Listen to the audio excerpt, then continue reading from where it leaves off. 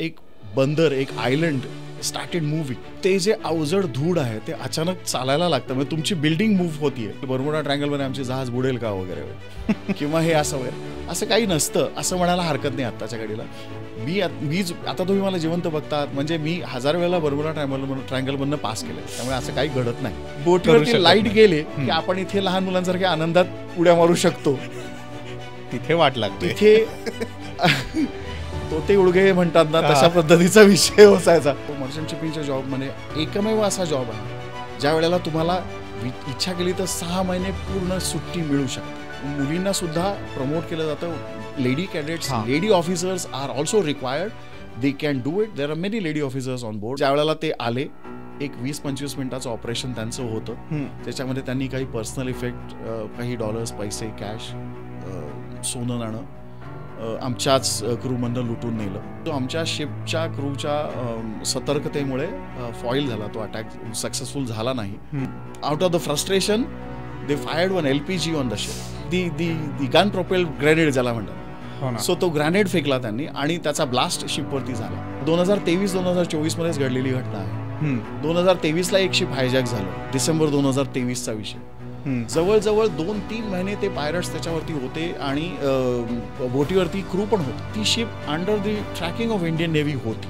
त्यांनी रिस्पॉन्ड करायचं ठरवलं. They have decided to engage. त्यांना एकच माहिती पाहिजे होती की कुठलाही इनोसंट मनुष्य बोटीवरचा जो शिपचा क्रू आहे तो मरता कामा नये. म्हणजे आपल्या ऑपरेशनमध्ये कुठलाही इनोसंट पर्सन खरोच पण येता कामा नये. एक सिटाडेल नावाची जागा असते, म्हणजे शिपच्या आतमध्ये एक स्पेशल जागा आम्हीच तयार करतो की ज्याच्यामध्ये तुम्ही सेफली येऊ शकता आणि you can get locked in your self. आतमधून तुम्ही बंद होऊ शकता स्वतःसाठी. बरं. तर ही प्रोसेस करायला एक वाईजनेस लागते. जेव्हा पायरट्स ऑन बोर्ड आहेत त्यांच्या नकळत सगळ्यांनी एकत्र यायचं आणि एका खोलीत स्वतःला, including captain of the ship, including okay सगळ्यांनीच. आम्ही सगळे सेफ आहोत. आता बोटीवरती आहेत तो फक्त पायरट्स आहेत. एवढा सिग्नल फक्त त्या इंडियन नेव्हीला सफिशियंट होतो. वाव. ते just ramped in. Marine commandos, त्यांना nothing was difficult to them. त्यांना फक्त एकच पाहिजे होतं की मी ज्याला पाहीन तो शिपचा क्रू नाही आहे, is not an innocent person, that's it. ते जस्ट स्टॉर्म द वेसल. आता इंडियन ओशनमध्ये सीफेरर जेव्हा जातो तेव्हा मी नक्की सांगेन की Indian navy is watching.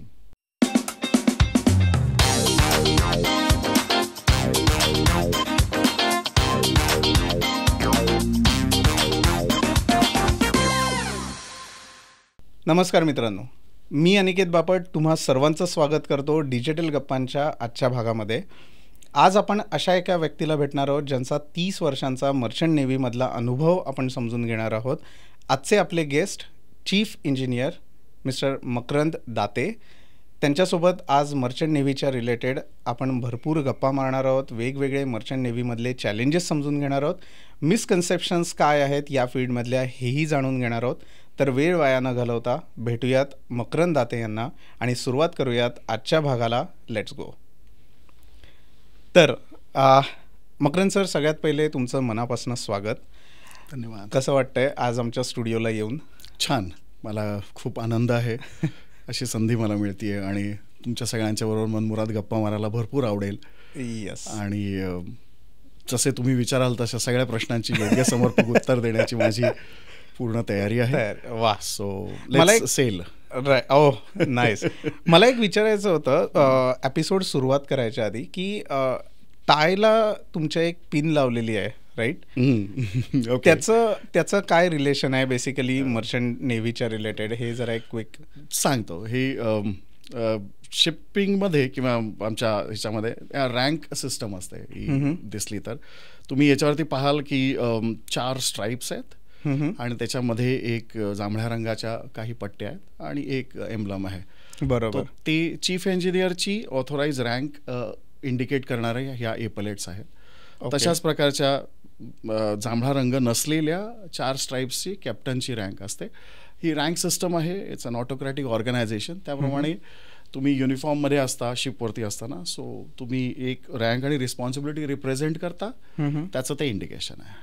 Okay. So तुमचा युनिफॉर्मला ज्या साईडला खांद्यावरती जे तुम्ही पाहता ते लावलेलं असतं. आता वेगळ्या वेगळ्या युनिफॉर्मच्या बरोबरच वेगळ्या वेगळ्या ड्रेसेस, तुम्ही बॉलर सूटमध्ये असता किंवा तुम्ही फॉर्मल्समध्ये असता किंवा आजच्यासारख्या इव्हेंटला जसे तुम्ही या तऱ्हेचं एक इंडिकेशन लावू शकता. बरोबर. You are eligible to put this. आणि त्याचा एक काय म्हणतात ना, एक ऑरा असतो, त्याचा एक सिग्निफिकन्स असतो. करेक्ट. तर त्याच्यानी मनुष्य किंवा त्याचा असलेला अनुभव ओळखता येतो. बरं. एक रँक आहे ती त्याशी. Right. This is related with chief engineers rank. Correct. So right from begin to the last rank, कुठले रँक मर्चंट नेव्हीमध्ये येतात? आता मी चीफ इंजिनियर म्हणजे मी इंजिनिअरिंग स्ट्रीममधला असल्या कारणाने सुरुवात जेव्हा तुम्ही पहिल्यांदा जेव्हा बोटीवरती जाता तेव्हा तुम्ही ट्रेनी ज्युनियर इंजिनियर किंवा इंजिनिअरिंग कॅडेट किंवा अशा प्रकारच्या एक असिस्टंट टू ऑफिसर्स अशा एका रँकला जाता. आणि मग तिथून प्रोग्रेस होत होत 4th engineer, 3rd engineer, 2nd engineer आणि चीफ इंजिनियर अशा रँक आहेत. त्याच्याप्रमाणे तुम्ही तुमचं प्रमोशन स्टेप बाय स्टेप करत जाता. त्या प्रमोशनसाठी तुम्हाला लागलेला एक आवश्यक तो शिपचा अनुभव लागतो. प्लस त्याच्याबरोबर तुमच्या मर्कंटाईल मरीन डिपार्टमेंटच्या जे मुंबईमध्ये आणि इतर ब्रँचेस आहेत त्याच्या परीक्षा असतात, कॉम्पिटिटिव्ह एक्झाम्स असतात, त्या द्यायला लागतात. त्याप्रमाणे तुम्हाला लायसन्स आम्ही म्हणतो की you are eligible to sail as a rank of 3rd engineer और 2nd engineer on a particular ship. ती एलिजिबिलिटी प्रूव्ह झाली की मग कंपनी तुम्हाला प्रमोट करते. अशा तऱ्हेची ती प्रोसेस स्ट्रक्चर आहे असं. बरोबर. आता तुम्ही जसं मला काल आपलं जेव्हा बोलणं झालं तेव्हा सांगितलं की बेसिकली सेलिंग ऑनशोअर आणि ॲज अ ट्युटर म्हणून आपण जॉब करू शकतो. बरोबर. मेंटर आत्ताच्या. Correct. Mentor, as a mentor. Correct. So ह्या 3 गोष्टींवर आपण आज बेसिकली बोलणार आहोत आणि तुमच्याकडे असलेले असंख्य किस्से आणि इंटरेस्टिंग किस्से म्हणूयात मला आज ऐकायचे आहेत. बट त्याच्या आधी थोडंसं बॅकग्राऊंडच्या बाबतीत मला बोलायचं आहे की ॲज अ मेकॅनिकल इंजिनियर जेव्हा इंजिनिअरिंगमधनं डिग्री घेऊन पासआउट झालात त्याच्यानंतर मर्चंट नेव्हीकडे वळायचा विचार आणि तो थॉट कुठून आला होता? नक्कीच इंटरेस्टिंग. जेव्हा तुम्ही ग्रॅज्युएट होता, जेव्हा तुम्ही मेकॅनिकल इंजिनियर पर्टिक्युलरली या केसमध्ये नवीन होरायझन्स त्यावेळेला ओपन होत होती. सॉफ्टवेअरचा एक एरिया होता किंवा एक अजून बँकिंग सेक्टर्समध्ये किंवा जनरली एक बूम होता वेगळ्या करिअर्सचा. जसं आम्ही त्यावेळेला शोधत होतो त्यावेळेला हे करिअर आमच्या समोर आलं, कारण कोणाच्या तरी मित्राच्या किंवा कोणाच्या तरी संपर्कात असलेले कोणी मर्चंट शिपिंगमध्ये काही लोक होती. तसा अवेअरनेस कमी होता जसा कदाचित अजूनही आहे असं. आणि हे किती सालची गोष्ट? आणि ही गोष्ट आहे 1993-1994. तेव्हा तर इंटरनेटचं सुद्धा प्रमाण प्री इंटरनेट टाइम. म्हणजे नक्कीच मला याबद्दलही थोडासा रेफरन्स द्यायला आवडेल की इन्फॉर्मेशन टेक्नॉलॉजीनी आपल्यामध्ये काय जो बदल आणलेला आहे तो इतका की ही कुठल्याही प्रकारची योग्य समर्पक माहिती ही त्यावेळेला उपलब्ध होत नसे. आणि सेलिंगमधली माणसं तितक्या सहजतेने तुम्हाला भेटत नसत, कारण त्यांची सेलिंगची टायमिंग्स, ती कुठे राहतात, काय करतात वगैरे असं पटकन समजत नसे. सो मुद्दा असा व्हायचा की मला जितका इंटरेस्ट आहे किंवा मग मी माहिती घेऊन कोणाकडनं ही माहिती घ्यायची किंवा कसं मी अप्रोच करायचा किंवा मला सुटेबल आहे की नाही या पद्धतीचे कुठलेही प्रश्नांना अशी पटकन अशी उत्तरं मिळायची नाहीत. बरोबर. हा एक काय म्हणतात ना, एक पेशन्सचा विषय व्हायचा की तुम्हाला ती आयडिया बराच वेळ कन्सिव्ह करायला लागायची. मग त्याच्यानंतर त्याच्या थोड्या वेळाने ते इन्फॉर्मेशन येईल त्याप्रमाणे तुम्ही ती डायजेस्ट करायची, कनेक्ट द डॉट्स अशा प्रकारचा एक तो खेळ असायचा. बरोबर. आणि तुमचा इंटरेस्ट डेव्हलप करत करत फायनली तुम्ही एक कन्क्लुजनला पोचायचो की आता ठीक आहे, आता मला याच्यामध्ये नक्की पुढे जायचं आहे. राईट. तर मर्चंट शिपिंगच्या माझ्या बाबतीत असं झालं की मर्चंट शिपिंगमध्ये करतात काय हेही तितकंसं माहिती नाही. एवढंच माहिती होतं की मेकॅनिकल इंजिनियर्स जे आहेत ते एलिजिबल आहेत जाण्यासाठी. ओके. पण डायरेक्ट एंट्री असा विषय नाही आहे. There needs an orientation course to be done. Okay. कारण मेकॅनिकल इंजिनियर ही जी स्ट्रीम आणि हे जे अपब्रिंगिंग आहे हे डिझाईन बेस्ड आहे, मॅन्युफॅक्चरिंग बेस्ड आहे. मर्चंट शिपिंग हा एक मेंटेनन्स अँड ऑपरेशन लेवलचा ॲक्टिव्हिटी आहे. जेव्हा तुम्ही शिप चालवता, बोट चालवता, त्यामध्ये चालवणं म्हणजे सिस्टम इन ऑपरेशन आणि सिस्टम टू मेंटेन अशा तऱ्हेचा एक आस्पेक्ट आहे जो कदाचित शोर इंडस्ट्रीमध्ये किंवा ऑटोमोबाईल इंडस्ट्रीमध्ये मेंटेनन्सचा इंजिनियर हा त्या मानाने फारसा काही एवढा चॅलेंजिंग जॉब नसावा. त्यावेळेला आम्हाला त्याचं काय एवढं वाटायचं नाही. परंतु तुम्ही शिपवरती जेव्हा हे काम करता तेव्हा त्याचा काय इम्पॉर्टन्स आहे हा आपण आता डिस्कशनमध्ये घेऊ शकतो. त्याच्यामध्ये हा एक फरक पडतो. आणि तो हँड्स ऑन एक्सपिरियन्स घेण्यासाठी मेकॅनिकल इंजिनियर एलिजिबल आहे किंवा ते हँड्स ऑन एक्सपर्टीज देण्यासाठी मेकॅनिकल इंजिनियर एलिजिबल आहे. 6 महिन्याचं एक ओरिएंटेशन ट्रेनिंग त्याला रिक्वायर्ड होतं आणि एक काही सेलिंग रिक्वायर्ड होतं की you go as a trainee for 6 months and learn shipboard mechanisms किंवा इक्विपमेंट असं. सो ती प्रोसेस पर्यंत ती एलिजिबिलिटी पर्यंत यायला मला बरेच दिवस गेले की ते हे कसं समजायचं आपल्याला, कुठे अप्लाय करायचा, कोणत्या इन्स्टिट्यूट्स साधारणतः यामध्ये कार्यरत आहेत किंवा कोणत्या प्रकारे बॅचेस देतात. विदाउट इंटरनेट हे सगळं कसं साध्य केलं? तुमचा प्रश्न अगदीच बरोबर आहे. मलाही आता या गोष्टीचं सरप्राईज होतं. नाही, असं पब्लिसिटी ऑफ माउथ किंवा information by speaking with the people किंवा जे भेटलेले आहेत त्यांनी इन्फॉर्मेशन दिली बरोबर किंवा असं. आणि to be really very frank, campus interview वगैरे मर्चंट शिपिंगचे होत नव्हते, अजूनही साधारणतः होत नाहीत. आता फक्त काही अवेअरनेस आम्ही वेगळ्या पद्धतीने डेव्हलप करतो किंवा आता मरीन इंजिनिअरिंगची जी कॉलेज आहेत ती कॅम्पसमध्ये जातात. पण आमच्या वेळेला मर्चंट शिपिंगचा काही कॅम्पस इंटरव्ह्यू, कॅम्पस इंटरफेस असा होत नव्हता. लकीली त्यावेळेला नुकतीच सुरुवात अशी झाली होती की आर्मी आणि एअरफोर्सचे काही लोक येऊन कॅम्पसमध्ये अवेअरनेस करायचे. सो बऱ्याच वेळेला असं व्हायचं की ते डिफेन्स नेव्ही आणि मर्चंट नेव्ही हे सारखंच आहे की काय, असं एक कन्फ्युजन म्हणण्यापेक्षा एक कन्फर्म ओपिनियन तयार झालेला होता. त्यांची प्रोसेस सेम असायची का? असं अशाच तऱ्हेचं हे होतं. ऍक्च्युली मर्चंट शिपिंग हा व्यापारी तत्वावरती चालणारा जहाज वाहतुकीचा विषय आहे. बरोबर. इंडियन नेव्ही हा डिफेन्सचा, सुरक्षा, देशाची सुरक्षासाठी वापरण्यात येणारा जहाज आहे. त्याचा combat fleet. While this is a transport based fleet, cargo transport हा जो विषय आहे, व्यापारी तत्वावर चालणारी जहाजं, तेलवाहू जहाज आहेत, त्याच्यानंतर मालवाहू जहाजं आहेत किंवा त्याच्यानंतर पॅसेंजर शिप्स आहेत जे म्हणतात, ह्या शिप्स सुद्धा एक इंट्रिकेट पीस ऑफ इक्विपमेंट आहे. बरोबर. त्यांना चालवण्यासाठी एक्सपर्ट्स लागतात. आणि अशा तऱ्हेचं ते ओरिएंटेशन म्हणजे आम्हाला मिळालं आणि द्यायचं असतं. तर ते तिथपर्यंत येईपर्यंत थोडासा वेळ गेला, पण आवड म्हणा किंवा परसिव्हिअरन्स म्हणा. तेव्हा घरी काय सिच्युएशन होती? घरी की जेव्हा वेन यू सेड की मला कुठेही जॉब भारतात करायचा नाहीये मेकॅनिकलच्या रिलेटेड, बरोबर, आणि मला मर्चंट नेव्हीमध्ये माझं करिअर करायचंय 30 years बॅक, बरोबर, तेव्हा घरी काय सिच्युएशन होती? एक सुंदर जोक आठवला मला, त्याच्यावर सांगतो in due course of time. पण मुद्दा असा आहे की खरोखरच म्हणजे मलाच इतकी तुरळक माहिती होती की मला सांगतानाच माझ्यातलं कन्व्हिक्शन घरच्यांना लक्षात आलं की हे काही जमण्यातलं दिसत नाहीये, मी हे करेन, मी ते करेन, अशा तऱ्हेचे यंग मुलं चर्चा करतात, तशातलीच चर्चा मी करतोय, असं त्यांनी मला लुक दिला माझ्याकडे बघून. आणि ठीक आहे, तुला जे बरं वाटेल ते.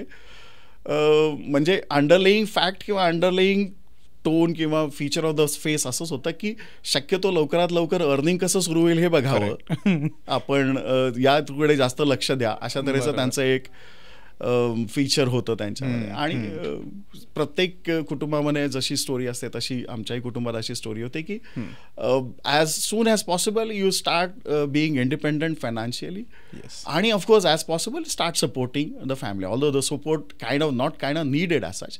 परंतु कसं आहे, मेकॅनिकल इंजिनियर झाल्यानंतर it's time for pay off. So तो लवकर जर सुरू होणार असेल तर कुठलीही गोष्ट चांगल्या पद्धतीने लगेच करता येईल तर ती करावी, अशा तऱ्हेचा त्यांचा ओपिनियन होता. काय करतात मर्चंट शिपिंग म्हणजे नक्की काय हे घरच्यांना किंवा आसपासच्या मित्रांनाही सोटूस आहे एवढं माहिती नव्हतं. मी माझ्याबरोबरचा एक बॅचमेट, आम्ही लोकांनी थोडंसं जास्त माहिती घेतली आणि kind of we conceive that dream की कदाचित हे आपल्याला अधिक सुटेबल आहे. आपण आपल्याला स्वतःला माहिती असतो, आपल्याला काय चॅलेंज घेता येण्यासारखं हेही माहिती असतं. कदाचित असं असायला पाहिजे, जे माझ्या बाबतीत त्यावेळेला म्हणता येईल की घडलं, की मला असं वाटलं की हे मला जमण्यासारखं आहे आणि मला याच्यात इंटरेस्ट लागेल. असं का म्हणतो मी, कारण काय तिथे घडतं हे पाहायला काही मार्ग नाही, त्यामुळे whether I like it or not हा काही विषय होत नव्हताच. Unless and until you sail, unless you actually jump in to deep water, you won't experience are we suffocating or not. Correct. त्यामुळे there is no way to find out is it going to be, म्हणजे trial and error बेसिसवरती काय असं करता येण्यासारखं नव्हतं. बरोबर. एकच shot, एकच गेम खेळायचा अशा तऱ्हेची ती कमिटमेंट लागणार होती. करेक्ट. असं आहे. सो अर्थात नो रिग्रेट्स. आणि त्यावेळेलाही असा धोका वाटला नाही की हे करता येणार आहे का नाही, तर आपल्याला हे करता येईल. हा मेकॅनिकल इंजिनिअरिंगने दिलेला बॅकबोन आहे असं म्हणायला हरकत नाही. की 4 वर्षाचं फॉर्मल ट्रेनिंग, 12वी नंतर 4 वर्षाचं इंजिनिअरिंगचं फॉर्मल ट्रेनिंग जे झालं त्याच्यामध्ये विचार करायला आणि आपल्याबाबत इंजिनिअरिंगचा कॉन्फिडन्स मिळवण्यासाठी एक चांगला प्लॅटफॉर्म तयार झालेला होता. सो हे करता येईल हे नक्कीच काइंड ऑफ कळलेलं होतं. तर मग हे कसं पुढे जायचं हा शोधा मी घेतली की त्याप्रमाणे इन्स्टिट्यूट्सना अप्रोच करायचा, कंपन्यांना अप्रोच करायचा. प्रोसेस त्यावेळेला अशी होती की तुम्ही कंपन्यांना अप्रोच करायचं, ते तुम्हाला ऑथरायझेशन लेटर्स देतील, ते लेटर्स घेऊन तुम्ही इन्स्टिट्यूट्सकडे जायचं. ओके. मग इन्स्टिट्यूट्स तुम्हाला एंट्री देणार, मग त्याचं एक फॉर्मल ट्रेनिंग होणार. आणि ते किती ड्युरेशनचं? ते 6 महिन्याचं. कारण आता 12th नंतरच 4 वर्षाचा कोर्स आहे, त्याच्याबद्दल ऑफकोर्स आपण बोलणार आहे. हां. So after 4 years of mechanical engineering 6 महिन्याचा तो कोर्स होता. म्हणजे तो कोर्स कॉम्बिनेशन असं होतं की 6 महिन्याचं फॉर्मल ट्रेनिंग जे क्लासमध्ये, आणि it's a residential course. That was a residential course. Even through out it's a residential course. तुम्ही जाऊन तिथे हॉस्टेलमध्ये राहायचं. म्हणजे माझा कोर्स मुंबईमध्ये झाला, तिथे इव्हन मुंबईची आसपासची राहणारी मुलं सुद्धा हॉस्टेलमध्ये राहणं कंपल्सरी होतं. ओके. त्याचं काय reason? Residential. Okay. Coming to the point, residential असणं गरजेचं की म्हणजे मग रेसिडेन्शियल कोर्स होता आणि त्यामध्ये एक कम्प्लीट लेट्स से 24 तासाचं एक ग्रूमिंग होतं त्याच्यामध्ये. आणि ह्या गोष्टीची गरज कितपत आहे काय हे त्यावेळेच्या सिनियर्सना माहिती होतं. म्हणून आम्हाला ओरिएंट केल्यानंतर जेव्हा आम्ही शिपवरती गेलो तेव्हा आम्हाला कळलं की या गोष्टीची काय गरज आहे. कारण लॉजिकली असं आहे की तुम्ही इंजिनियर बनून येता, तुम्ही एका विशिष्ट ठिकाणी काम करणार असाल, परंतु तो शिफ्ट ही अशी गोष्ट आहे की तुमचं वर्कशॉप, तुमची कार्यस्थळ पण तेच आहे आणि राहण्याचं ठिकाण पण तेच आहे. म्हणून तो 24 तास तुम्ही त्याच ठिकाणी असता. बरं, काम आणि रेस्ट पिरियड याच्यामध्ये फारसं सेग्रिगेशन असं होऊ शकत नाही. तर तुम्ही 24 तास तिथे असता आणि तेवढा वेळ तिथे असता. आणि त्याच्यातली सिस्टम ऑर्गनायझेशन जी म्हणलं की ऑटोक्रॅटिक ऑर्गनायझेशन आहे ती, जी लिनियर बेस्ड आहे. म्हणजे there is a command and control and there is subordinates and there is support level activities. तर या पद्धतीने ते लेअप होण्यासाठी for that time mechanical engineers हे ग्रूमिंग गरजेचं होतं. बरोबर. कारण त्यावेळेला एक विचार असा नव्यानेच आलेला होता की you should think now what is called as out of box, किंवा you are innovative, you are engineering and design, while exactly that is not done on the ship. So त्याचं एक ओरिएंटेशन जे लागतं ना, ऑफकोर्स प्रत्येक इंडस्ट्रीला स्वतःचं एक orientation लागतं, त्या पद्धतीचं हे ओरिएंटेशन. म्हणून हा रेसिडेन्शियल कोर्स होता आणि हा 6 महिने फॉर्मल ट्रेनिंगचा भाग होता. बरोबर. आणि मग पुढचे अजून 6 महिने किंवा 9 महिने तुम्ही त्या कंपनीच्या शिपवरती ॲज अ ट्रेनी कॅडेट किंवा as a trainee junior engineer असं काम करायचं असतं, जे कोर्सचा भाग असायचा. आणि मग तो कोर्स सक्सेसफुली कंप्लीट झाला असं धरतात आणि मग त्याच्यानंतर तुमची एलिजिबिलिटी फॉर फर्दर एक्झाम्स बनत असे. तो असं ते ओरिएंटेशनचा कोर्स पूर्ण होता. त्याची माहिती मिळेपर्यंत वेळ गेला आणि तसा त्यामानाने त्यावेळेला तो सगळा अप्रोच डिसऑर्गनाइज्ड होता असं आत्ता मी म्हणजे मला ह्याची जाणीव होते किंवा आता मी हे सांगू शकतो. कारण आत्ता जितकी ऑर्गनाइज्ड स्ट्रक्चर्ड पॅटर्न आहे एंट्री लेवलला, तो त्यावेळेला डेफिनेटली नव्हता. आणि ठीक आहे, इन ड्यू कोर्स काही गोष्टी डेव्हलप होतात आणि बदलतात, तसं झालेलं आहे, ही चांगली गोष्ट आहे. राईट. सो ओरिएंटेशन, त्याच्यानंतर एक्झाम, 6 महिन्याचा training period and finally on to the deck as a trainee engineer. Right. हा सगळा प्रवास लक्षात घेता जो मी मगाशी म्हणलं, सेलिंग हा जो पहिला एक वे म्हणूयात किंवा एक अप्रोच म्हणूयात मर्चंट नेव्हीमध्ये आहे, जिथनं तुम्ही सुरुवात केलीत तुमच्या मर्चंट नेव्हीची. राईट. बरोबर. आता त्याच्यावर आपण येऊयात. तुमच्या पहिल्या प्रवासाबद्दलची माहिती मला पाहिजे. फार इंटरेस्टिंग आणि मेमरीज आर ऑलवेज गुड. कारण at the end of the day what stays with you are the memories. Correct. आणि त्या मेमरीज इतक्या व्हरायटीच्या आहेत या आत्ता कळतं. जसे तुम्ही जुने फोटोज बघता, जेव्हा तुम्ही फोटो क्लिक करता त्यावेळेला कदाचित तुम्हाला एवढं वाटत नाही, पण 20 वर्षानंतर जेव्हा तुम्ही तो फोटो बघता तेव्हा त्याच्या पाठीमागे जी भावना निर्माण होते ती अनुभवण्यासारखी आहे. तसाच हा थॉट आहे असं म्हणायला हरकत नाही. पहिली शिप मी जॉईन केली, it was Suez max tanker आणि मलाका स्पेनमधल्या एका शहरात आम्ही जॉईन केलं. जिब्राल्टरच्या जवळच ते शहर आहे. पहिला विमान प्रवास आणि पहिलं joining of the ship. Major काय म्हणतात ना, शिफ्ट ऑफ पॅराडाईम असं म्हणता येईल. तुमच्या थॉट प्रोसेसला कम्प्लिटली काय म्हणतात ना थ्रॅश करणारा एक अनुभव होता. एकतर परदेश गमन त्यावेळेलाही तितकंसं इझी नव्हतं. मायग्रेशन हा विषय कायमच राहिलेला आहे. म्हणजे प्रत्येक पिढीमध्ये काही लोकांनी परदेश गमन केलंय, मायग्रेट झालेले आहेत, हे घडलेलं आहे. परंतु परदेशात जाऊन नोकरी करणं, परत येणं, परत जाणं, परत येणं, हा एक पॅटर्न होता, सुरू होणार होता त्यावेळेला. आणि तुम्हाला आता कदाचित फारसं जाणवणार नाही किंवा तुम्हाला यू कॅन व्हिज्युअलाइज. आम्ही ज्या वेळेला फर्स्ट शिफ्ट सेकंड शिफ्ट केली मी ज्या वेळेला, त्यावेळेला कम्युनिकेशन मीन्स मोबाईल फोन नव्हता बरं का. त्यामुळे मी जेव्हा घरात निघालो एअरपोर्टवरनं, जेव्हा मला काइंड ऑफ टाटा केलं घरच्यांनी, त्यानंतर I was out of the site. बापरे. त्यांनी माझे फोटो बघितलेले नाहीत, कारण आपल्याला त्यावेळेला फोटो पाठवणं शक्य नाही. आणि अगदी सांगता येईल, मी आणि माझे लग्न होईपर्यंत सुद्धा मी आणि माझी बायको आम्ही एकमेकांना पत्र लिहित असे, पेपर डॉक्युमेंट, असं त्यावेळेला कम्युनिकेशन होतं. त्यामुळे तुम्ही मुंबईच्या ऑफिसमध्ये जाणं, कॉन्ट्रॅक्ट करणं, एअरपोर्टला जाणं, शिपवरती फ्लाय ऑफ करणं, मुलगा शिपवरती पोचलाय की नाही याचं कन्फर्मेशन जवळजवळ महिन्यानंतर मी घरी पत्रांनी जेव्हा दिलं तेव्हा ते कळलं. बापरे. सो आत्ताच्या पिढीला हे नक्कीच असं वाटेल की हा फार बॅकवर्ड टाइम्स आहे. बरोबर. पण 30 years absolutely I can imagine. So हे फक्त 30 वर्षापूर्वीची गोष्ट आहे. आणि जोपर्यंत काइंड ऑफ मी जिवंत आहे तो इतिहास ताजा आहे. खरंय खरंय. बरोबर. सो पहिला अनुभव म्हणता असा, मी कुठल्या देशात गेलेलो आहे किंवा मी नक्की सेफली जाणार आहे की नाही. कारण असं आहे, बऱ्याच गोष्टींचा अनुभव आपल्याला नाही आहे, बऱ्याच गोष्टींचं इन्फॉर्मेशन, नॉलेज, इमिग्रेशन, कस्टम हे शब्द नुसते ऐकलेले होते. बरोबर.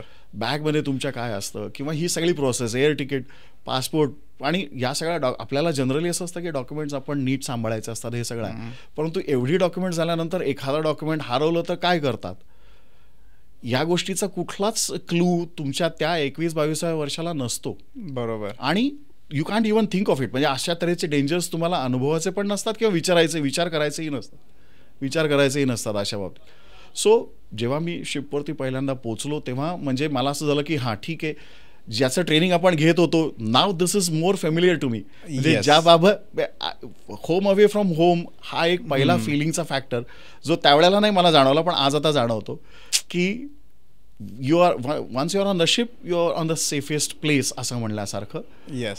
आणि ते तसं घडलं. मी बोटीवरती गेलो आणि पहिल्या तासांमध्ये जनरली जे इंट्रोडक्टरी 6 months होते त्याचा एक जबरदस्त इम्पॅक्ट होता, जेणेकरून आम्हाला ते जे काही आम्ही बघितलं ते आम्हाला फेमिलियर वाटलं. आणि इन्सिडेंटली माझ्याबरोबर अजून एक कॅडेट होता त्याच शिपवरती जॉईन होणारा. So well we are having kind of co-victims together किंवा को-शेअरिंग अशा तऱ्हेचं. सो हे त्यावेळेला कंपन्या बघत असत की तुमचा एकटेपणा कमी व्हावा किंवा हे. There was a thought. I mean we were not left alone, we were not in danger in a way. आज मी म्हणून आज हा स्पेक्ट्रम मी सगळा पाहिल्यानंतर मला हे समजू शकतं की मागल्या पिढीने त्याप्रमाणे तशी काळजी घेतली म्हणून आम्ही काइंड ऑफ हे सगळं सेफली पुढे करता आलं. राईट. सो पहिल्यांदा बोटीवरती गेल्यानंतर हा अनुभव की जेव्हा मी गेलो तेव्हा बोट बंदरावर लागलेली होती आणि रात्री केव्हा तरी ती चालायला लागली. ना इमॅजिन अ सिच्युएशन जेव्हा आपण हे इमॅजिनही करू शकत नाही. आता म्हणजे तुम्ही अशा सिटिंग पोझिशनमध्ये आहात, खिडकीतनं बाहेर जेव्हा तुम्ही बघता तेव्हा सगळं ते चालतं असतं विश्व. तुम्ही हे कदाचित ट्रेनमधनं बघितलं असेल, तुम्ही हे कदाचित विमानात बघितलं असेल, परंतु ते जे अवजड धूळ आहे ते अचानक चालायला लागतं. म्हणजे तुमची बिल्डिंग मूव्ह होतीये असं असल्या तऱ्हेचा अनुभव होता, जो माझ्यासाठी एकदम काय म्हणतात ना एक नवीन अनुभव होता की हे सगळं जग चालतंय. एक बंदर, एक island started moving and seriously the ship was of medium bigger size ship. So definitely हा म्हणा असा एक थ्रॅशिंग अनुभव पहिल्या झटक्याला असं झाला. We started moving. So Malacca to Catalina अजून एक जवळचंच बंदर होतं, असं पहिलं वॉयज केलं.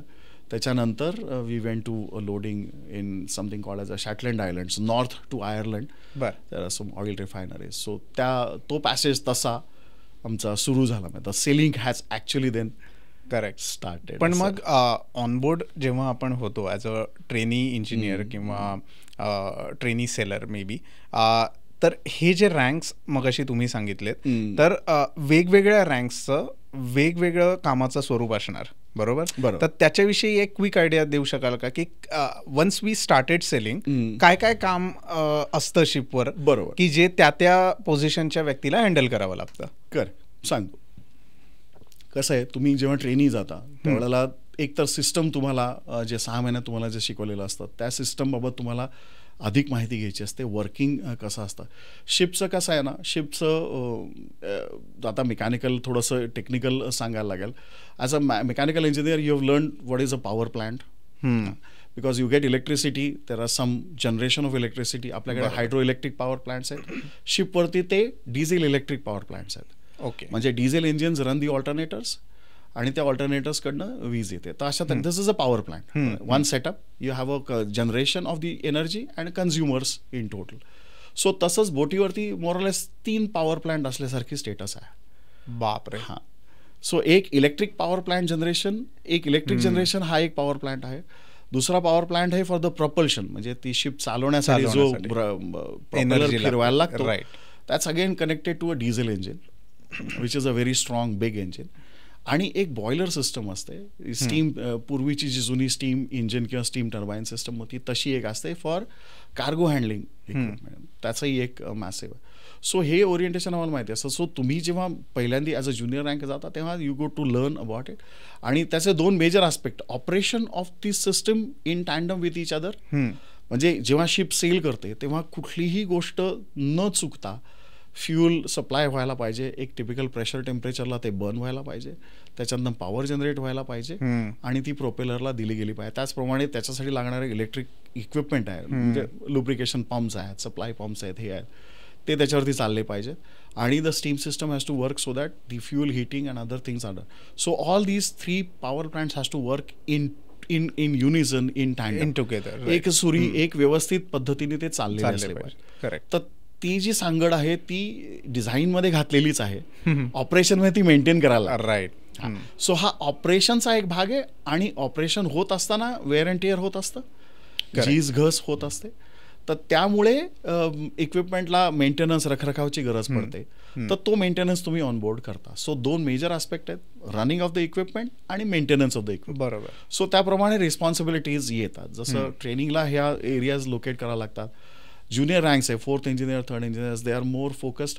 त्यांना ऑपरेशनचं जास्तीत जास्त टास्क दिलेलं असतं की तुम्ही सेफली रन करायची शिप. वॉच कीपिंग एक प्रोसेस आहे त्याच्यामध्ये, म्हणजे तुम्ही 4-4 तास ते इक्विपमेंट व्यवस्थित चालतायत की नाही याबद्दल रिस्पॉन्सिबल राहायचं, इंजिन रूममध्ये राहायचं, आणि 1-8 तास तुम्ही रेस्ट घ्यायची. अशा तऱ्हेचं एक वॉच कीपिंग प्रोसेस आहे. आणि त्याचे SOPs पण रेडी असते आहेत. सो आणि म्हणजे कम्प्लीट एक सिस्टम बसलेली आहे. आणि shipping for that matter definitely it's a highly regulated industry. Okay. हा एक नंतरचा, म्हणजे इन ड्यू कोर्स माहिती पडणारा विषय आहे की it is nothing left to chance. Earlier it was more or less, once you are out at sea, तुम्हाला स्वतःच काय म्हणतात ना वापरायला लागायचं, स्वतःचंच इंटेलिजन्स आणि स्वतःचेच प्रोसेसेस वापरायला लागायचे. या सगळ्या स्टँडर्ड गुड प्रॅक्टिसेस त्यांनी ऑन बोर्ड, ऑन पेपर घेतलेल्या आहेत आता, आणि त्या ऑपरेशनच्या प्रोसेसमध्ये गेल्या. त्यामुळे आता रँकची डिस्ट्रीब्युशन्स पण व्यवस्थित आहेत, जॉब रिस्पॉन्सिबिलिटीज पण क्लिअर कट आहेत. And it's a highly what do I say transparent and highly regulated industry and more or less truly international. Truly international. म्हणजे मी इंडियन ज्युनियर इंजिनियर आहे म्हणून माझी जॉब रिस्पॉन्सिबिलिटी वेगळी आहे, आणि एक फिलिपिनो किंवा East European, Ukrainian, Russian, Romanian, UK based असे कुठलाही ज्युनियर इंजिनियर असेल तरी सुद्धा त्याची जॉब रिस्पॉन्सिबिलिटी तीच आहे. ओके. सो इथे कुठेही डिफरन्सेस, ते फरक पडत नाही. राईट. सो हा एक ट्रूली इंटरनॅशनल फीचर असल्याचा एक विषय आहे. Okay. So that is how it is. Amazing. So over the period of 30 years आत्तापर्यंत किती शिप सेल केल्यात? सेलिंगचा विषय काढला तर मी आत्तापर्यंत 12-13 शिप सेल केलेल्या आहेत, which is okay. Kind of number is less in a way, but duration आणि ड्युरेशन थोडंसं त्यावेळेला जास्त असे. राईट. आणि जसं मी मागे म्हणल्यासारखं की त्या मानाने चीफ इंजिनियर मला इन द प्रोसेस लवकर होता आलं, तसं म्हणतात ना, being at the right time and the right location असं म्हणल्यासारखं, देन यू गेट प्रमोटेड. तर तसं माझ्या बाबतीत एक दोन वेळेला झालं. बरोबर. आणि चीफ इंजिनियर झाल्यानंतर होरायझन अधिक ओपन झाले. म्हणजे शिपिंगमध्ये हा एक प्रकार आहे की यू सेल, म्हणजे एक प्रिलिमिनरी रिक्वायरमेंट असते की एंट्री लेवलची एक थ्रेशहोल्ड आहे, तो एंट्री लेवलला तुम्ही येता, सेल करून तुम्ही चीफ इंजिनियर बनता. तुम्ही चीफ इंजिनियर बनल्यानंतर एक एलिजिबिलिटी तुम्हाला मिळते to work at different responsibility levels which is at shore base. So त्याच्यासाठी मी लवकर एलिजिबल झाल्या कारणाने मला इतर अपॉर्च्युनिटीज लवकर ओपन झाल्या. करेक्ट. सो त्यामुळे सेलिंग माझं जरा लवकर संपलं आणि माझा शुअर जॉब शिपिंगमधला जो होता, शिप मॅनेजमेंटमधला, तो लवकर सुरू झाला. सो नंबर वाईज शिप्स मी कमी केल्यात, परंतु टाईप ऑफ द शिप्स जर म्हणायचं झालं तर मी ऑइल टँकर्स, तेलवाहू जहाजांवरती मॅक्सिमम काम केलेलं आहे. जनरली तुम्ही पाहता साधारणतः कुठली शिप्स आपल्याला माहिती आहेत की ऑइल टँकर्स माहिती आहेत, केमिकल टँकर्स माहिती आहेत, साधारणतः कार्गो कंटेनर, जे तुम्ही कंटेनर शिप्स जे बघता, जे मोठे मोठे बॉक्स शिप्स जे बघता, that's one type of the ships. आणि एक कार्गो म्हणजे कार्गो बल्क कॅरियर्स आमच्याकडे एक कॅटेगरी आहे, ती म्हणजे wheat, coal, iron ore, okay, आणि soybean, agricultural products, soya meal किंवा अशा तऱ्हेचे जे प्रॉडक्ट्स आहेत जे बल्कमध्ये ट्रान्सपोर्ट होतात. आणि to give you some quantities, coal जर म्हणलं तर 100,000 tonnes of coal is not really a big quantity for transport. I mean, imagine 84,000 टनाचा कार्गो इंडोनेशियामधनं शिप घेतो रेग्युलरली. आणि चायना, कोरिया यामध्ये तो डिस्चार्ज होतो. It could be from Brazil to China, बरोबर, it could be from Indonesia, major exporters. Soybean, agriculture based wheat, rice comes in bags generally, but otherwise this is one. But ample number of cargo. तुम्ही असा विचार करू शकणार नाही की ज्या गोष्टी खरोखर आपण ज्या रोजच्या वापरातल्या आहेत त्याच्यातल्या कमीत कमी जर असा विचार केला तर 50% किंवा 95% या ट्रान्सपोर्टेड आहेत and essentially by ship at some point of time. I know. So consumer goods बघा, किंवा semi finish industrial products, car carriers, बरोबर, ज्या तुम्ही इम्पोर्टेड कार ज्या म्हणता त्या कुठून तरी येतात, त्या विमानाने येऊ शकत नाहीत, थ्रू शिपिंग येतात. त्या प्रकारच्या शिप्स आहेत, त्या प्रकारच्या ऑपरेट करणाऱ्या शिप्सची एक्सपर्ट्स आहेत. सो अशा तऱ्हेचं ते म्हणतात ना, एक डायव्हर्सिफाईड फील्ड आहे असं म्हणायला, आणि हायली रेग्युलेटेड असं. सेफ्टी आणि हा एक आस्पेक्ट त्याच्यामध्ये बरोबर भरपूर वेगळाही येतो अशा. सो अचानक वेगळे cargo, you carry steel coils, you carry finish goods, म्हणजे जसं मी कार कॅरियर जसं म्हणलं, तुमचे अर्थ मुव्हिंग मशीन्स आहेत किंवा मोटरसायकल्स आहेत. राईट. ॲज वी हॅव, आपल्याकडे सुद्धा भरपूर अशा प्रकारचा ट्रेड आहेत. बजाजनी मॅन्युफॅक्चर केलेल्या स्कूटर्स, मोटरसायकल्स आज ग्वाटेमालामध्ये पण वापरल्या जातात.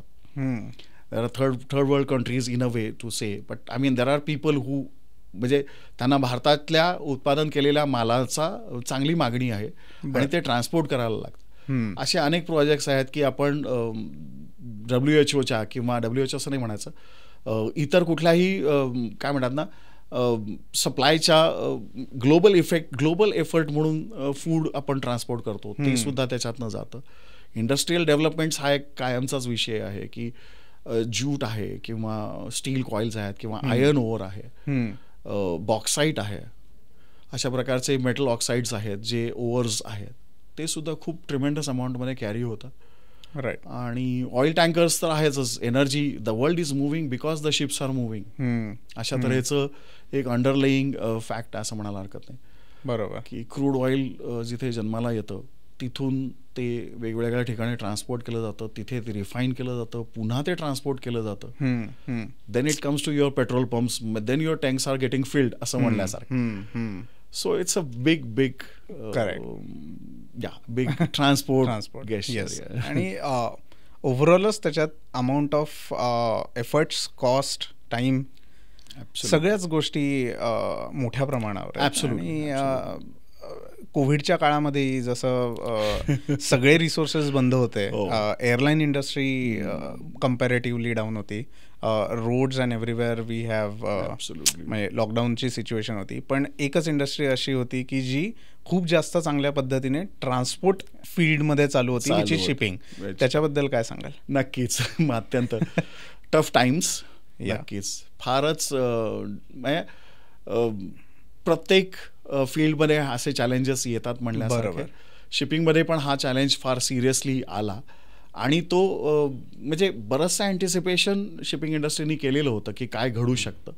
सर्वात मोठा एक मोटिवेशन किंवा कंपल्शनचा किंवा सोशल एंगेजमेंटचा भाग म्हणता येईल की शिप ट्रान्सपोर्ट कुठेही थांबला नाही पाहिजे असं प्रत्येक एलिमेंटला वाटत होतं. म्हणजे पोर्ट्स आहेत, कार्गो इम्पोर्टर्स आहेत, एक्सपोर्टर्स आहेत, ट्रान्सपोर्ट शिप ओनर्स आहेत.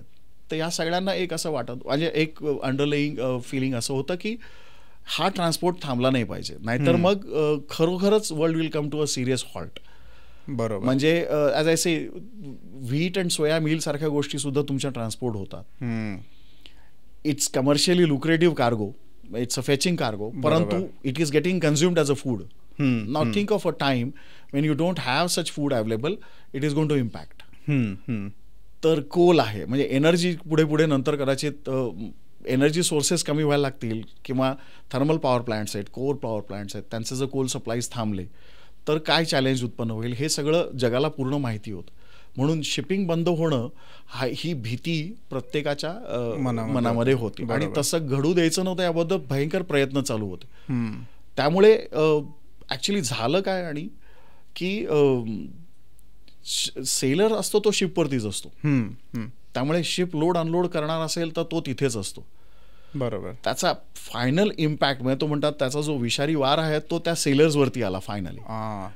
कारण कसं झालं की तुम्ही आता कॉन्ट्रॅक्टची आमची पद्धत कशी असते की तुम्ही 6 महिने शिपवरती जाता, 6 महिने साधारणतः घरी येता. बापरे. This is something about this job की तुम्ही शिपवरती सेल करायला जाता. जसं मी मागे सांगितलं जॉईन मी केलं एका शिपवरती, त्या शिपवरती मी 10 महिने होतो. बरोबर. शिपवरती. सो तिथे तुम्ही राहता, तेच तुमचं घर, तेच तुमचं कार्यस्थळ, तेच तुमचं मनोरंजनाचं काय म्हणतात ना ठिकाण आणि सगळं. So you stay, it's your second home. बरोबर. तर असं असताना म्हणजे कुठलीही रँक तुम्ही आहात, कॅप्टन आहात, चीफ इंजिनियर आहात, you are still a sailor, you are sailing on a ships. तर झालं असं की एअरलाईन इंडस्ट्री बंद म्हणजे almost come to an halt. त्यामुळे रिलीफ घेता आले नाहीत. म्हणजे नवीन माणसाला तिथे जॉईन जनरली 6 महिन्यानंतर नवीन कॅप्टन, नवीन चीफ इंजिनियर, नवीन क्रू तिथे जातो आणि जुनी लोक रिलीव्ह होतात, ते घरी येतात, दे टेक रेस्ट आणि मग पुढच्या 3-4 महिन्यानंतर ते परत जॉईन करायला तयार होतात. ही सायकल मोडली. त्याच्यामुळे जे बोटीवरती होते ते बोटीवर काय अडकले, जे घरी होते ते घरी अडकले. करेक्ट. म्हणजे the push was from the other side also की आम्हाला आता एम्प्लॉयमेंट हवी आहे, तुम्ही आम्हाला शिपवरती पाठवा, पण फ्लाईटच नाही आहेत. तुम्ही बोटीवरती त्या जाणार कसे? जी बोट देशोदेशी जात असते त्या देशात तुम्ही जाऊन जॉईन करता. तर असं असताना तुम्हाला त्या देशापर्यंत पोहोचायला पाहिजे. बरोबर. आणि जर असं म्हणलं की इंडियन क्रू आहे तो मुंबईमध्ये किंवा विशाखापट्टणममध्ये किंवा कोचीमध्ये शिप आली तर तिथे चेंज करता येईल का? तर लोकल ट्रान्सपोर्ट सुद्धा बंद होता. कोरोनामुळे सगळंच हॉल्टमध्ये आलेलं असल्या कारणाने ते सुद्धा सफर झालं. कारण ऑफिसमध्ये कोणी होत नव्हतं. इमिग्रेशन, कस्टम हा एक फॉर्मॅलिटीचा विषय होता. People have to exit from the country, ते होत नव्हतं. लकीली कार्गो हँडलिंग थांबलेलं नसल्या कारणाने ट्रान्सपोर्ट वॉज इन प्रोग्रेस. त्याच्यामुळे सुरळीत चालू. त्याच्यामुळे ते सुरळीत चाललं होतं. परंतु जी लोक बोटीवरती अडकली म्हणायला हरकत नाही, ती वर्ष 1.25 वर्ष तिथे अडकली. अरे बापरे. कारण म्हणजे there is no way out. Way out. आणि you are in a senior position किंवा otherwise when you know the scenario you can complain also. म्हणजे प्रत्येक मनुष्य हातबल होता की हे का आता हे कधी सुटणार आहे किंवा नाही सुटणार आहे का, किंवा किती झालं तरी सुद्धा आता बी सफररच आहे. बोटीवरती जी माणसं होती त्यावेळेला मी ऑफिसमध्ये होतो, मला सुद्धा ऑफिसमध्ये फोन यायचे लोकांचे किंवा हे रिलीफबद्दल विचारणा करून उपयोगाचंच नव्हतं. कधी केव्हा कुठे कसं काहीच माहिती नव्हतं. राईट. आणि अनेक लोक वेगवेगळ्या ठिकाणी अडकलेले होते. त्यामुळे तसं सो करोनाच्या वेळेला म्हणला तर ट्रान्सपोर्ट चांगलं चालू राहिलं, विच इज गुड. शिपिंगवरती अलाइड असलेली इंडस्ट्री जी आहे ती सुद्धा सर्व्हाइव्ह झाली. म्हणजे एक आमच्याकडे कम्युनिकेशनची एक कॉन्ट्रॅक्ट देणारी company globe wireless is one of the names. तर आमच्या इंटरनल इन्फॉर्मल डिस्कशनमध्ये हेही आलं कधी कधी की बाकी कम्युनिकेशन काही वेगळ्या वेगळ्या पद्धतीने चालू राहिलं किंवा त्या बिझनेसेसमध्ये डेव्हलपमेंट झाल्या, पण मेरीटाईम रिलेटेड जी कम्युनिकेशन इंडस्ट्री होती किंवा जे कम्युनिकेशन कंपनीज रिलेटेड होत्या, they also survived well and better because the communication was the only means to deal. Correct. So त्याच्यातली डेव्हलपमेंट चांगली आली. म्हणजे व्हिडिओ कॉन्फरन्सिंग हे नव्याने इंट्रोड्यूस झालं त्या काळामध्ये. आम्ही जे बोटीवरती शिप व्हिजिट असतात ती रेग्युलर एक प्रोसेस आहे, ती झाली. लोकांना घरी कम्युनिकेट करायला व्हिडिओ कॉन्फरन्सिंगच्या माध्यमातून ते लोकांना घरी आपली बोलत होते. तो हे डेफिनेटली चांगली बाजू आहे करोनाची, जी शिपमध्ये खूप वापरण्यात आले. आणि शिपिंगचं कसं आहे, शिपिंग इंडस्ट्री त्यामानाने सधन आहे, त्यामुळे टेक्नॉलॉजीला ते कधीही नाही म्हणत नाहीत. करेक्ट. नवीन टेक्नॉलॉजी कायमच ॲडॉप्ट करायला एक म्हणजे तुम्ही एक नवीन टेक्नॉलॉजी इन्व्हेंट करता, सिटी बेस्ड ॲप्लिकेशन्स असतात, इंडस्ट्री बेस्ड ॲप्लिकेशन्स असतात आणि मरीन बेस्ड ॲप्लिकेशन्स असतात. बरोबर. You can imagine, you can control. म्हणजे डिझेल इंजिन्स सुद्धा असं बघितलं तर आपण घरचे जनरेटर्स पाहतो, सोसायटीचे जनरेटर्स पाहतो, ते एक ट्रान्सपोर्टमध्ये डिझेल इंजिन वापरलं जातं. काही आयलंड्सना पॉवर जनरेशनसाठी हे वापरतात. आणि मरीन ॲप्लिकेशन हा एक स्पेशल सेक्टर आहे. बरोबर. प्रत्येक प्रॉडक्टचा एक मरीन ॲप्लिकेशन हा एक वेगळा सेक्टर आहे आणि त्याच्यासाठी एक वेगळी ट्रीटमेंट लागते. त्याप्रमाणे ते केलं गेलं. सॉफ्टवेअर इंडस्ट्रीने सुद्धा त्याच्याला एक काइंड ऑफ आस्पेक्ट बघितला गेला. त्या मनाने ते छान झालं. फक्त एक सफरिंग नक्की असं झालं की जे घरात अडकले त्यांच्यासाठी थोडंसं लॉस ऑफ अर्निंगचा विषय आला. आणि जे ऑनबोर्ड होते त्यांचा लॉस ऑफ अर्निंग नव्हतं, इनफॅक्ट एक्सेसिव्ह अर्निंग असं म्हणायला हरकत नाही. बट फॅमिली लाईफ भेटता नाही आणि कधी बाहेर पडणार या सगळ्यात अनसर्टन्टी ऑलवेज. करेक्ट. ते कधीही लोकांना अजूनही हे अनुभव काइंड ऑफ अंगावरती काटे शहारा आणणारे आहेत की लोक अडकली म्हणजे कशी अडकली, मेंटल ब्रेकडाऊन्स येऊ शकले, आलेले आहेत लोकांना. काही व्हिडिओज व्हायरल झाले, काही नाही व्हायरल झाले पर्पजली, कारण गरज नाही. इंडस्ट्री आपापल्या पद्धतीने रिॲक्ट करते, प्रत्येक जण आपापल्या पद्धतीने. प्रत्येक घराघरात करोनाने एक काइंड ऑफ प्रॉब्लेम निर्माण केलेला होता, तो याही घरांमध्ये केला. Ship as a house also we face this. खरंय. सो आत्ता जसं तुम्ही म्हटलात की अनसर्टन्टी, डीलिंग, देन अंगावर शहारे येणारे अनुभव होते, या सगळ्या शब्दांशी मी एक गोष्ट रिलेट करू शकतो आणि विच इज पायरेट जे येऊन ऍक्ट करतात. आणि बऱ्याच वेळेला आपण ऐकतो की मूव्हीज बघितलेत पायरेट्स ऑफ करेबियन सारखे, पण मर्चंट नेव्हीला हा एक खूप मोठा थ्रेट आहे पायरेट्सचा. तर त्याच्याविषयीचे इंटरेस्टिंग किस्से आत्ता इंटरेस्टिंग वाटतायत, त्यावेळेला नव्हते ते फॉर शुअर, बट मला ऐकायला आवडतील. नक्की मला सांगायलाही आवडतील.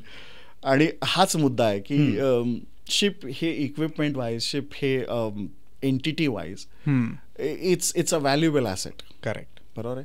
जेव्हा व्हॅल्युएबल ॲसेट असतो तेव्हा there are multiple due and undue interest, असं जे म्हणतो आपण तसं. तर पायरट्सचा पण एक असा इंटरेस्ट आहे की त्यांना त्या शिपमधनं काहीतरी हवं असतं. सो त्यांच्या बॅकग्राऊंडमध्ये कितीही कारणं असतील, तिथे अराजक आहे, तिथे पूर्ण अन्न नाही आहे, शस्त्रास्त्रांचा भरपूर साठा किंवा सप्लाय आहे, हा त्यांचा पॉलिटिकल विषय आहे. परंतु international shipping is a soft target असं म्हणता येईल. का तर सिम्पल सांगतो, ही एवढी मोठी जी बोट असते ती जेव्हा समुद्रातनं जाते तेव्हा तिचा स्पीड आपल्याला इमॅजिन करायचं असेल तर साधारणतः ते 14-15 नॉट्स म्हणजे nautical miles. Sea nautical miles हा एक थोडासा वेगळा युनिट आहे. आपल्या साध्या भाषेत सांगायचं झालं तर साधारणतः 20 ते 22 किलोमीटर पर ताशी, 20 ते 22 किलोमीटर हा त्याचा स्पीड आहे. म्हणजे तुम्ही थोडंसं फास्ट सायकलिंग केलं तर साधारणतः या स्पीडला तुम्ही येता. बरोबर. 20चा स्पीड आपण जो मीटरवरती पाहतो त्याप्रमाणे त्याचा स्पीड आहे. पण ते धूळ म्हणजे तुम्ही विचार करा, 20चा स्पीड 80,000 टन घेऊन जाणारा जहाज आहे ते. सो मोमेंटम त्याचा जर कॅल्क्युलेट केला, करेक्ट, मोमेंट ऑफ इनर्शिया जर कॅल्क्युलेट केला असं जर साध्या भाषेत, so amount of moment of inertia is too high. पण स्पीड कमी असल्या कारणाने शिपवरती अटॅक करणं त्यामानाने सोपं जातं. कारण या शिपपेक्षा फास्ट बोट्स अवेलेबल आहेत, ज्या स्पीड बोट्स अवेलेबल आहेत, ज्या इन्फ्लेटिंग बोट्स आपण त्यांना म्हणतो ना, की ज्या कार्बन डायऑक्साईड रिलीज करून अशा फुगवल्या जातात आणि त्याला इंजिन लावून ते पळवल्या जातात. 6-7-8 जणांचा गट आणि त्या बोटीच्या पाठीमागे तो चेस करतो आणि बोटीवरती ते येतात. पायरसीची नॉर्मल प्रोसेस किंवा मोडस ऑपरेंडी आपण ज्याला म्हणतोय, षडयंत्राचा भाग जो असतो तो असा असतो की वॉचकीपिंग ऑफिसर्सचा आणि शिपच्या ज्या क्रूचा आहे त्यांचा डोळा चुकून एका विशिष्ट अँगलने ते अप्रोच करतात. ओके. आणि काय म्हणतात ना, हुक्स टाकून ते त्या शिपवरती अडकवतात आणि माकडासारखे म्हणायला हरकत नाही, ते चढतात त्या बोटीवरती. आणि जेव्हा ते येतात ते शस्त्र घेऊन येतात. आणि आता शस्त्रांची स्टाईल खूप बदललेली आहे. पण मर्चंट नेव्हीमध्ये मी जेवढं ऐकलं होतं तेवढं वेपन्स आर नॉट अलाउड. बरोबर. हे जे मी येतात म्हणतो हे पायरट्स. हां, ओके. हां, कारण म्हणजे मर्चंट शिप्स बाय डेफिनेशन असं विचारलं तुम्ही तर हे वाहतूक करणारं जहाज आहे. बरोबर. आणि ते संपूर्ण वेगळ्या वेगळ्या देशांच्या सीमेतनं पार होत असतं. त्यामुळे त्याच्यासाठी एक फ्री प्रॅक्टिक नावाचा एक शब्द आहे. म्हणजे म्हणण्याचा असा की you are asking for something called as an innocent passage म्हणतात. की तुम्ही जसं आता तुम्ही म्हणता की तुम्ही सिंगापूर स्टेट्समधनं जाणार आहात किंवा जिब्राल्टरच्या जवळ पास करणार आहात किंवा फिलिपिन्सच्या आयलंड्समधनं पास करणार आहात, जॅपनीज आयलंड्समधनं पास करणार आहात, तर तुम्ही एका कंट्रीच्या बाउंड्रीजमधनं 2 कंट्रीजच्या बाउंड्रीजमधनं जाता. बरोबर आहे. So why somebody has to allow you?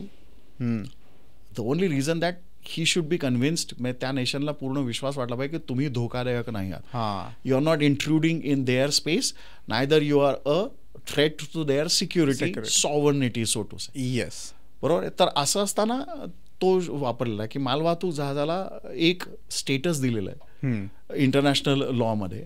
ते United Nations law of sea असा एक तो लॉ आहे, युनायटेड नेशन्समध्ये पास झालेलं रेझोल्युशन आहे ते. बरोबर. त्याच्यावरनं मालवाहतूक जहाजाला तुम्ही इनोसंट पॅसेज आणि फ्री प्रॅक्टिक द्यावा या दृष्टीने की ते जहाज फक्त मालवाहतूक करण्यापुरतं येतं. ते कुठेतरी जात असतं, जी गरज आहे म्हणून तिथे बोलवलेलं असतं.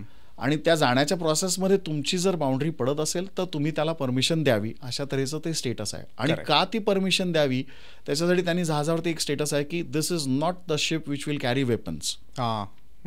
म्हणून संपूर्ण निशस्त्र मालवाहतूक करणारं जहाज जर असेल तर ह्या शिपपासून तुम्हाला धोका नाहीये आणि तुमच्यापासून या शिपला धोका होऊ नये, ही इंटरनॅशनल ट्रीटी आहे. बरोबर.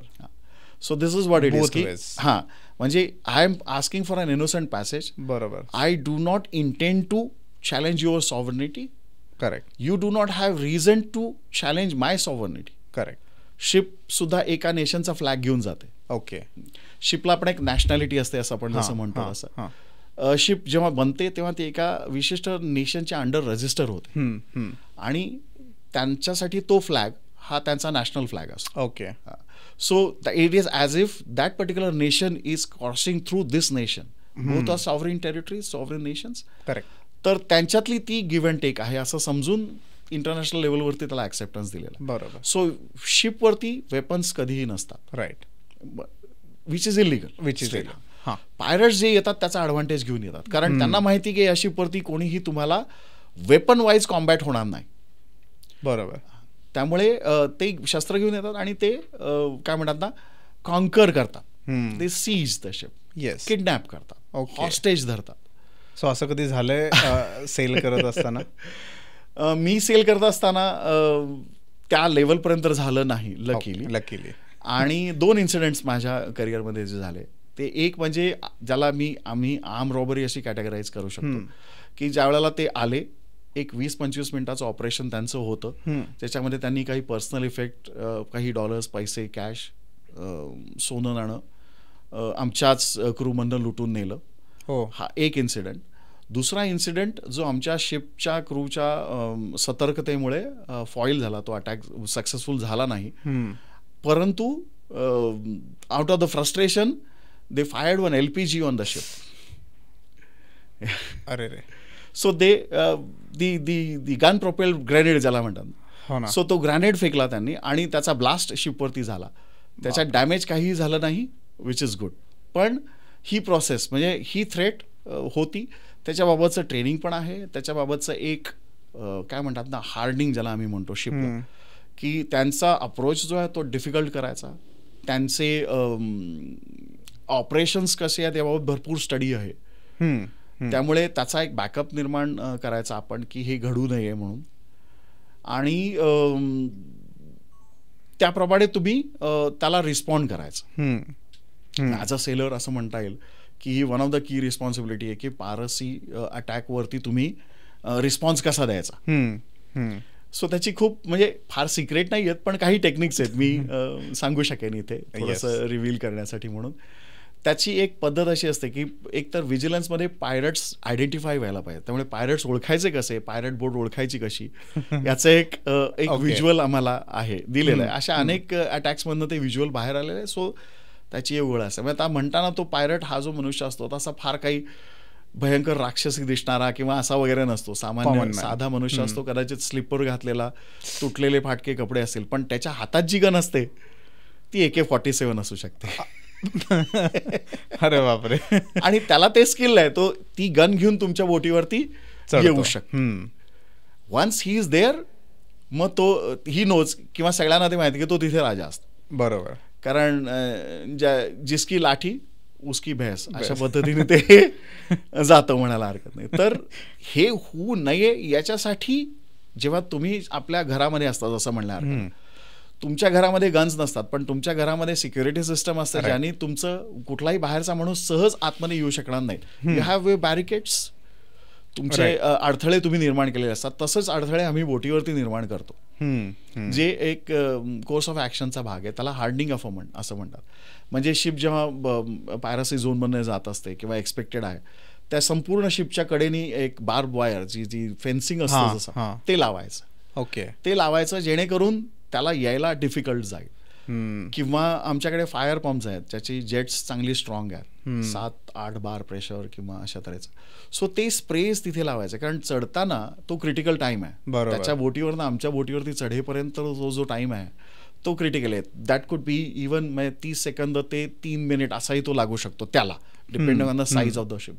सो त्यावेळेला त्याच्या अंगावरती जर कोल्ड वॉटर, थंड पाणी पडलं, खारं पाणी पडलं, तर त्याचा ते एफर्ट डिफिकल्ट होऊ शकतो. सो अशा पद्धतीने ती बॅरिकेड्स ॲड केलेली आहेत. सो या पद्धतीने तुम्ही जेव्हा तुमच्या शिपची काळजी घेता तेव्हा बऱ्याच वेळेला अटॅक सक्सेसफुल होत नाही. अटेम्प्ट्स भरपूर होतात.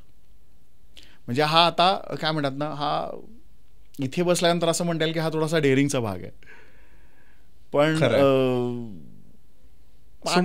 याच्यामध्ये नेव्ही एका पर्टिक्युलर देशाची, ज्या देशातनं आत्ता ती बोट पास होते, समजा if you transmit some signal किंवा मे बी तुम्ही तुमच्या होम प्लेसला कम्युनिकेट करू शकलात किंवा काही युझिंग युअर प्रोटोकॉल्स बेसिकली, तर नेव्ही इंट्रूड नाही का करत? फॉर एक्झाम्पल इंडियन नेव्ही असेल. अगदी, म्हणजे असा काही आहे का किस्सा? म्हणजे हे लॉजिकही बरोबर आहे आणि हे मोस्टली लॉजिकल सोल्युशन असं म्हणतात की आम्हीच त्याच्याशी कॉम्बॅट करायला पाहिजे अशी काही गरज नाही. बाकीचे जे एक्सपर्ट्स आहेत, म्हणजे जे रक्षक आहेत त्या बाउंड्रीजचे देशाचे, तर डेफिनेटली त्यांना त्यांच्याकडे ही गोष्ट सोपवायला पाहिजे आणि असं घडतं पण. ओके. आणि बऱ्याच वेळेला अशा पद्धतीचं कॉल पण दिला जातो, त्याच्या सिग्नल्स आहेत.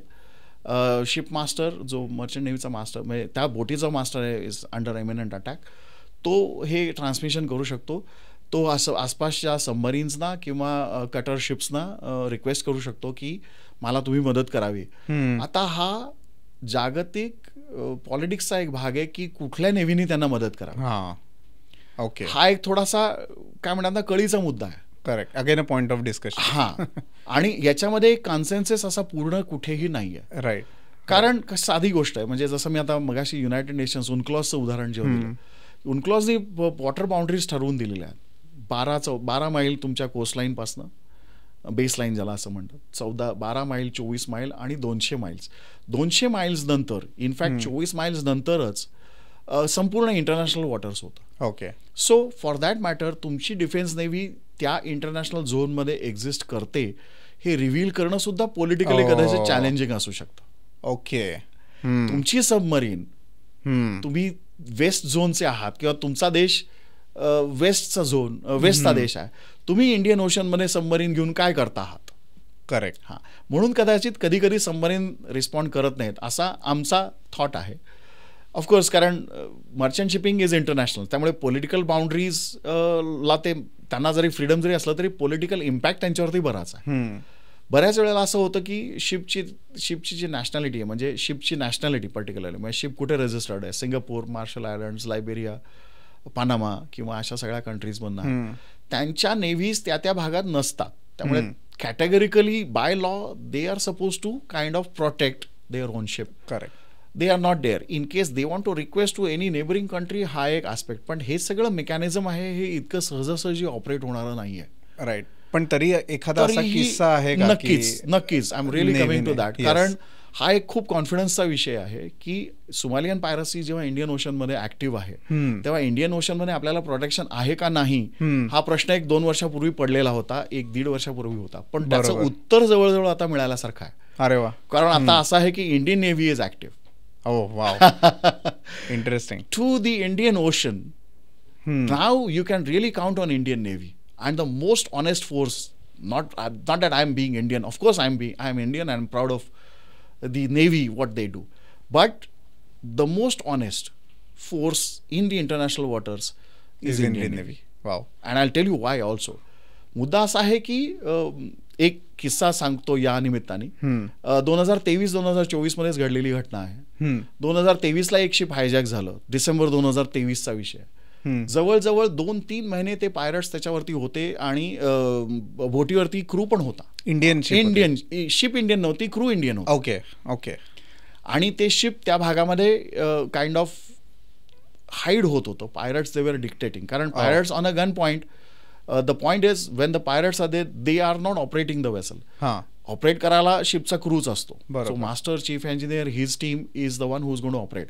But they are under piracy, so definitely they have to, for the safety of the people and the ship, the instruction is that you follow pirates instructions. For the matter of that there should be no loss of life. If you don't follow their instruction they will get frustrated आणि कदाचित loss of life होण्याचा विषय. So मास्टरला responsibility आहे की त्याच्या क्रूची safety त्यांनी बघावी आणि त्यावेळेला जे गरजेचं असेल त्यांनी ते करावं. ही अथॉरिटी त्याला दिलेली आहे असं बरोबर. सो त्याच्या क्रूला कुठेही इजा होऊ नये म्हणून तो अशा प्रकारच्या ऍक्शन्स म्हणजे ठीक आहे तुम्ही इकडे वळवा, जहाज इकडे वळवा, बरोबर असं झालेलं आहे. Not that he is happy doing it, पण असं. तर एक ही जी केस आहे ज्याच्यामध्ये पायरट्सनी ती हायजॅक केलेली शिप होती, त्यांनी बरेच दिवस ती होल्ड करून ठेवलेली होती आणि रिक्वेस्ट जात होत्या, शिप इज अंडर अटॅक हे माहिती होतं लोकांना, परंतु शिप आहे कुठे याचा एक एक्झॅक्ट एक्झिस्टन्स लोकेशन कळत नव्हतं आणि कोणी कुठे इंटरव्हीन करायचं, कारण इंटरनॅशनल वॉटर्स आहे. आणि the ship was in Indian ocean. Okay. Indian ocean is like Sri Lanka किंवा मुंबईपासून तुम्ही बघितला तर सदर्न पॉईंट जर बघितला तर तो डायरेक्ट साऊथ पोलला जाऊन मिळतो. करेक्ट. म्हणजे बाकी कुठेही वेगळी कंट्री नाही आहे. त्यामुळे जास्तीत जास्त रिस्पॉन्ड करणारी माणसं कोणी असेल तर ती Indian navy. Correct. So thinking of these lines, the ship's crew was sending messages की we need some support and people were knowing. Incidentally एक जी केस मी आता सांगतोय, रेन नावाची काहीतरी शिप आहे, मला एक्झॅक्टली नाव आठवत नाही, परंतु त्या शिपमध्ये ती ship under the tracking of Indian navy होती. That is revealed even as of now. I mean the actual operation was done in 2024 April. Okay. Year back. पण सांगण्याचा मुद्दा असा की Indian navy was doing their homework. ते त्यांच्या पद्धतीने त्यांचं काम आतल्या बॅकग्राऊंडमध्ये चालू ठेवत होते आणि सटली त्यांचं ते काम करत होते. म्हणजे शिपला ट्रॅक करणं, शिपवरच्या नॅशनॅलिटीज काय ऍक्टिव्हिटीज आहेत हे पाहणं, काय म्हणजे कुठपट धोका आहे, बरोबर, are they going to use this as a weapon, हा एक विषय आहे की शिप ॲज अ वेपन सुद्धा वापरता येतं वगैरे वगैरे. या सगळ्या गोष्टींचा डिफेन्सचा आस्पेक्ट त्यांनी पूर्ण घेतलेला होता की हा थ्रेट बनता कामा नये. At a point of time झालं असं की त्यांनी रिस्पॉन्ड करायचं ठरवलं. They have decided to engage. आणि एप्रिलचा विषय होता आणि त्यांना एकच माहिती पाहिजे होती की कुठलाही इनोसंट मनुष्य बोटीवरचा जो शिपचा क्रू आहे तो मरता कामा नये. म्हणजे आपल्या ऑपरेशनमध्ये कुठलाही इनोसंट पर्सन खरोच पण येता कामा नये. आपल्याला माहिती the way Indian arm forces operate, they really respect the civilian to the greatest extent. त्यामुळे सिव्हिलियनला काही झालं असतं किंवा काही यश झालं असतं तर हे त्यांच्या दृष्टीने they will consider this as a failure of operation. बरोबर. तर असं होऊ नये म्हणून ते वेर कॉशियस. पण एक ऑपरेशन असं झालं की आय कॅन इमॅजिन सगळी इन्फॉर्मेशन बाहेर येत नाही, बरोबर, पण काय घडलं असावं याचा एक आपल्याला अंदाज बांधता येतो. तसं झालं की एक सिटाडेल नावाची जागा असते. सिटाडेल ती शिप इन शिप म्हणजे शिपच्या आतमध्ये एक स्पेशल जागा आम्हीच तयार करतो की ज्याच्यामध्ये तुम्ही सेफली येऊ शकता आणि you can get locked in yourself. आतमधनं तुम्ही बंद होऊ शकता स्वतःसाठी. बरं. तर ही प्रोसेस करायला एक वाईजनेस लागतो. जेव्हा पायरट्स ऑन बोर्ड आहेत त्यांच्या नकळत सगळ्यांनी एकत्र यायचं आणि एका खोलीत स्वतःला including captain of the ship. Including captain, सगळ्यांनीच, कारण त्याच्याशिवाय ते होणार नाही. हां. तर लकीली या केसमध्ये काय झालं असावं किंवा it's one of the way of doing it. मुद्दा असा की ते सगळे क्रू एकदा कॅप्टन एक मेसेज पाठवू शकला saying that we are all in citadel, let's say आम्ही सगळे सेफ आहोत. आता बोटीवरती आहेत तर फक्त पायरट्स आहेत. एवढा सिग्नल फक्त त्या इंडियन नेव्हीला सफिशियंट होता. वाव. ते just ramped in. Wow. And MARCOS, my god, amazing. Marine commandos, त्यांना nothing was difficult to them. त्यांना फक्त एकच पाहिजे होतं की मी ज्याला पाहीन तो शिपचा क्रू नाही आहे, is not an innocent person, that's it. ते just storm the vessel. Wow. खलास. म्हणजे you can imagine the amount of protection as a seafarer we feel there. Amazing. Seriously ते जस्ट स्टॉर्म द प्लेस. आणि जे कोणी होते, sufficient number of pirates had to really kind of surrender and few of them had to sacrifice their life because they did not know कि क्या कहते हैं ना, अबू आ रहे वाली बात जो कि now you are talking with someone, टक्कर नहीं, बियॉन्ड टक्कर वाले आदमी से तुम मिलोगे. You can't beat Marcos यार, come on. खरं. तुम्ही AK-47 घेतली म्हणजे तुम्ही काय हे झाला नाही. This man is capable is kind of silencing the target within 5-6 minutes with whatever he has. Marine Commando training is no joke all over the world. Superb. And yeah, that's the confidence. आता Indian ocean मध्ये सीफेअरर जेव्हा जातो तेव्हा मी नक्की सांगेन की Indian navy is watching. Wow. Amazing. Amazing. हे बघ अंगावर काटा आलाय. मला सुद्धा असं म्हणतो की seriously, I mean that's definitely is needed. Is needed when we don't have any training for carrying weapons or weapons and we are not there to fight. As I say, we are the international trade people. When even in Corona everybody had to suffer, we suffered, but nothing should fall short. Everybody was committed.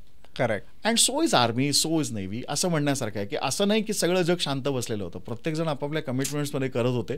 So काही few डिस्रप्शन्स जी आहेत ती जर अशा पद्धतीने handle करता आली तर shipping सारखा सेफ बिझनेस नाही. खरं. अमेझिंग. Really amazing. म्हणजे हा किस्सा तर खरोखर गुजबम झाले. Seriously amazing. सो जसं हे सेलिंगचे काही काय म्हणतात अनुभव आहेत तसं सिंगापूरमध्ये काही वर्ष, जपानमध्ये काही वर्ष ऑन शोअर जॉब तुम्ही केलेत, राईट? सो त्याच्या रिलेटेड म्हणजे सेलिंगपासून हे जॉब्स कसे वेगळे असतात आणि बेसिकली तिथे काय काय गोष्टी केल्या जातात ऑनशोअर जॉबमध्ये, डेफिनेटली ह्याची एक ब्रीफ आयडिया देऊ शकाल का? नक्की नक्की. फारच काय म्हणतात ना, ही इन्साईट खरंच गरजेची आहे आणि मला सुद्धा ती लकीली मिळाली. माझ्या करिअर प्रोग्रेशनचा विचार करता हे एक चांगलं एक्सपोजर मिळालं. जसं म्हणतात ना, जसे Indians are liked by many for working and meticulously working processes, तसंच आमचं झालं की जसं मी म्हणलं की काही being at a right time in right place असं माझ्याबाबत झालं. सो एका जॅपनीज कंपनीनी मला चांगला एक अनुभव दिला आणि त्यांच्या शिप्सवरती मी as a chief engineer sail करत असे. VLCC ज्याला मी म्हणतो, very large crude carriers. So त्याची कपॅसिटी जनरली 300,000 टन्स म्हणजे 3 lakh ton crude oil carry करण्याची कपॅसिटी आहे त्याची. Huge ship, very big ships. So म्हणजे नॉर्मली अंदाज द्यायचा असेल तर 300 मीटर लांब असलेली शिप आहे ती. 250 मीटरचा 1/4 किलोमीटर होतो. 300 मीटर तुम्ही जाऊन परत आला तर अर्धा किलोमीटरचा वॉक होतो. Correct correct. सो एवढी ती लांब शिप आहे आणि एवढी डीप, 24 मीटर डीप वगैरे असा वगैरे येतो. सो इट्स अ मॅसिव्ह म्हणजे पीस ऑफ इक्विपमेंट. आणि त्या कंपनीची त्यांचे स्वतःच्या शिप्स होत्या, त्यांचे स्वतःचे टेक्निक्स होते. आणि मग त्याच्यानंतर त्यांनी हे सगळं बघितल्यानंतर they have a process of promoting the people. And shipping मी म्हणा ना international, your eligibility does not include your nationality. Correct. So you are eligible by way of your progress work, by way of your actions. By way of your intelligence. You are at par with most of the nationalities. असं आजचं इंडियन्सचं चित्र आहे. Correct. So which is very helpful. त्यामुळे जपानी थोडासा close net असलेला मनुष्यसुद्धा foreign employment किंवा foreign नॅशनलला त्यांच्या ऑफिसेसमध्ये एम्प्लॉय करत असतात. हे एक नव्याने काइंड ऑफ ओपनिंग अप होतं त्यावेळेला. हे मी 2010-9ची गोष्ट सांगतो. ओके. सो जपानला मी जेव्हा गेलो त्या ऑफिसमध्ये तुम्ही जाता तेव्हा तुम्ही सुपरिटेंडंट म्हणून बनून जाता. टेक्निकल सुपरिटेंडंट ही ती रँक आहे आणि मग पुढच्या त्याच्या पर्टिक्युलर रँक्स आहेत. आणि हा एक शिप मॅनेजमेंटचा आस्पेक्ट आहे. म्हणजे ही कंपनी जी आपण म्हणतो ती शिप मॅनेजमेंट कंपनी आहे. म्हणजे शिपला टेक्निकल सपोर्ट ठिकठिकाणी लागतं. शिपला एक रिपेअर प्लॅन लागतो. बरोबर. ॲज अन इक्विपमेंट दर 2.5 वर्षानंतर, दर वर्षानंतर, दर 5 वर्षानंतर, दर 10 वर्षांनंतर एक मेंटेनन्सचा प्लॅन आहे की त्याची सीवर्दीनेस आपण म्हणाला किंवा त्याचा टेक्निकली वायबल ती होईल की नाही. 10 वर्षानंतर ती सगळी वापरली गेली, कन्झ्युम झाली आणि समुद्र जाऊन बुडली, अशा तऱ्हेची सिच्युएशन नाही होता पाहिजे, अशी व्हायला नाही पाहिजे. Correct. So as it is a profit making asset that has to have a maintenance, sustenance. जसं फॅक्टरीज आहेत आपण म्हणतो ना की इथल्या फॅक्टरीज आहेत, अनेक वर्ष ते प्रोडक्शन्स करतात, परंतु इक्विपमेंट जुनी होतात, नवीन बसवायला लागतात, हे करायला लागतात. सो तसंच हे आहे रेग्युलर चेकअप. सो हे सगळं करणारी एक मॅनेजमेंट कंपनी आहे. मॅनेजमेंट कंपनी त्याला म्हणतात. ओके. सो शिप ओनर हा एक वेगळा, शिपचा मालक हा एक वेगळा असतो, पण हे जे टेक्निकल नो हाऊ आहे हे एका वेगळ्या टीमनी हँडल करायला लागतं. ओके. तशी ती ship management company. They are hand in gloves, they are same possibly. जपानचा तुमचा बेसिकली रोल हा मेंटेनन्स, शिप मॅनेजमेंटचा होता. राईट. म्हणजे when you see a ship, seeing it through for 10 years, seeing it as a profit performing asset for next 10 years. आत्ताचं शिपचं वय 3 वर्ष आहे. मग 5व्या वर्षी आपल्याला काय खर्च करायला लागेल, 7व्या वर्षी काय खर्च करायला लागेल, याचा एक बजेटिंग बनतं, याचा एक रिपेअर प्लॅन बनतो, याचा एक फिजिकल प्लॅन बनतो. म्हणजे शिप ट्रेड करत असताना या ठिकाणी तिला मेजर रिपेअरसाठी 15 दिवस आपण ऑफ हायर करायचे असं म्हणतात. त्याला म्हणतात ती ऑपरेशनमधून बाहेर काढायची. तेवढे 15 दिवस इट विल नॉट अर्न आणि it's a massive loss of earning, so to say. Right. कारण ॲसेट हॅज टू परफॉर्म 365 24/7.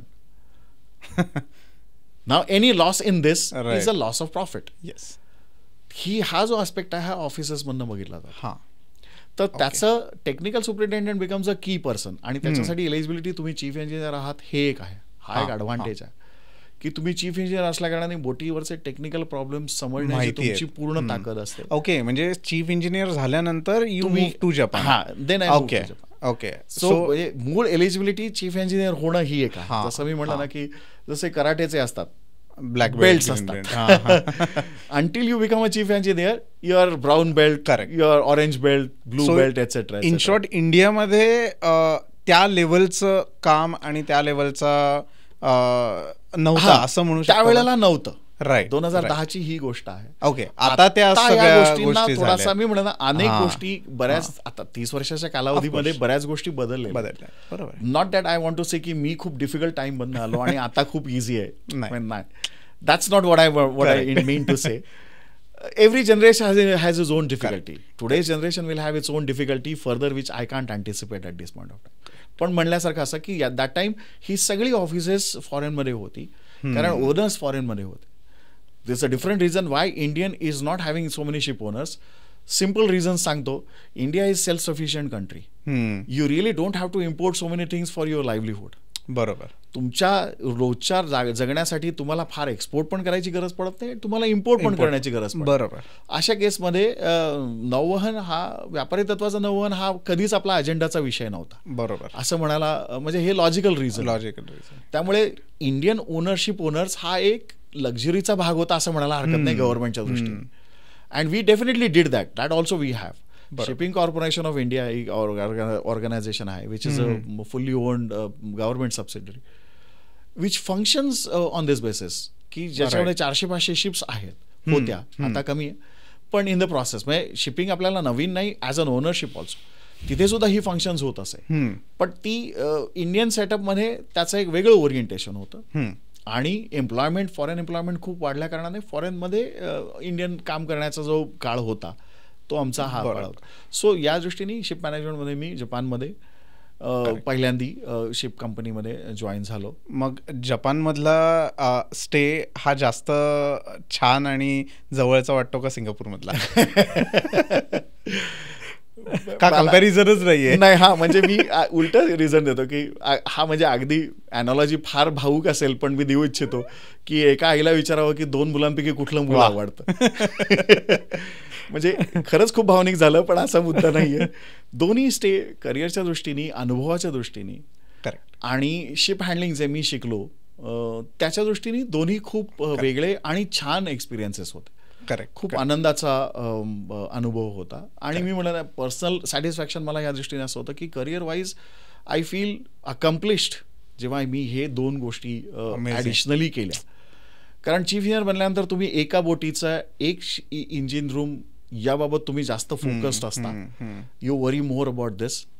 पण तुम्ही ऑफिसमध्ये आल्यानंतर तुम्हाला एक बर्ड्स आय व्ह्यू मिळाल्यासारखा you control 4 ships and over a longer time.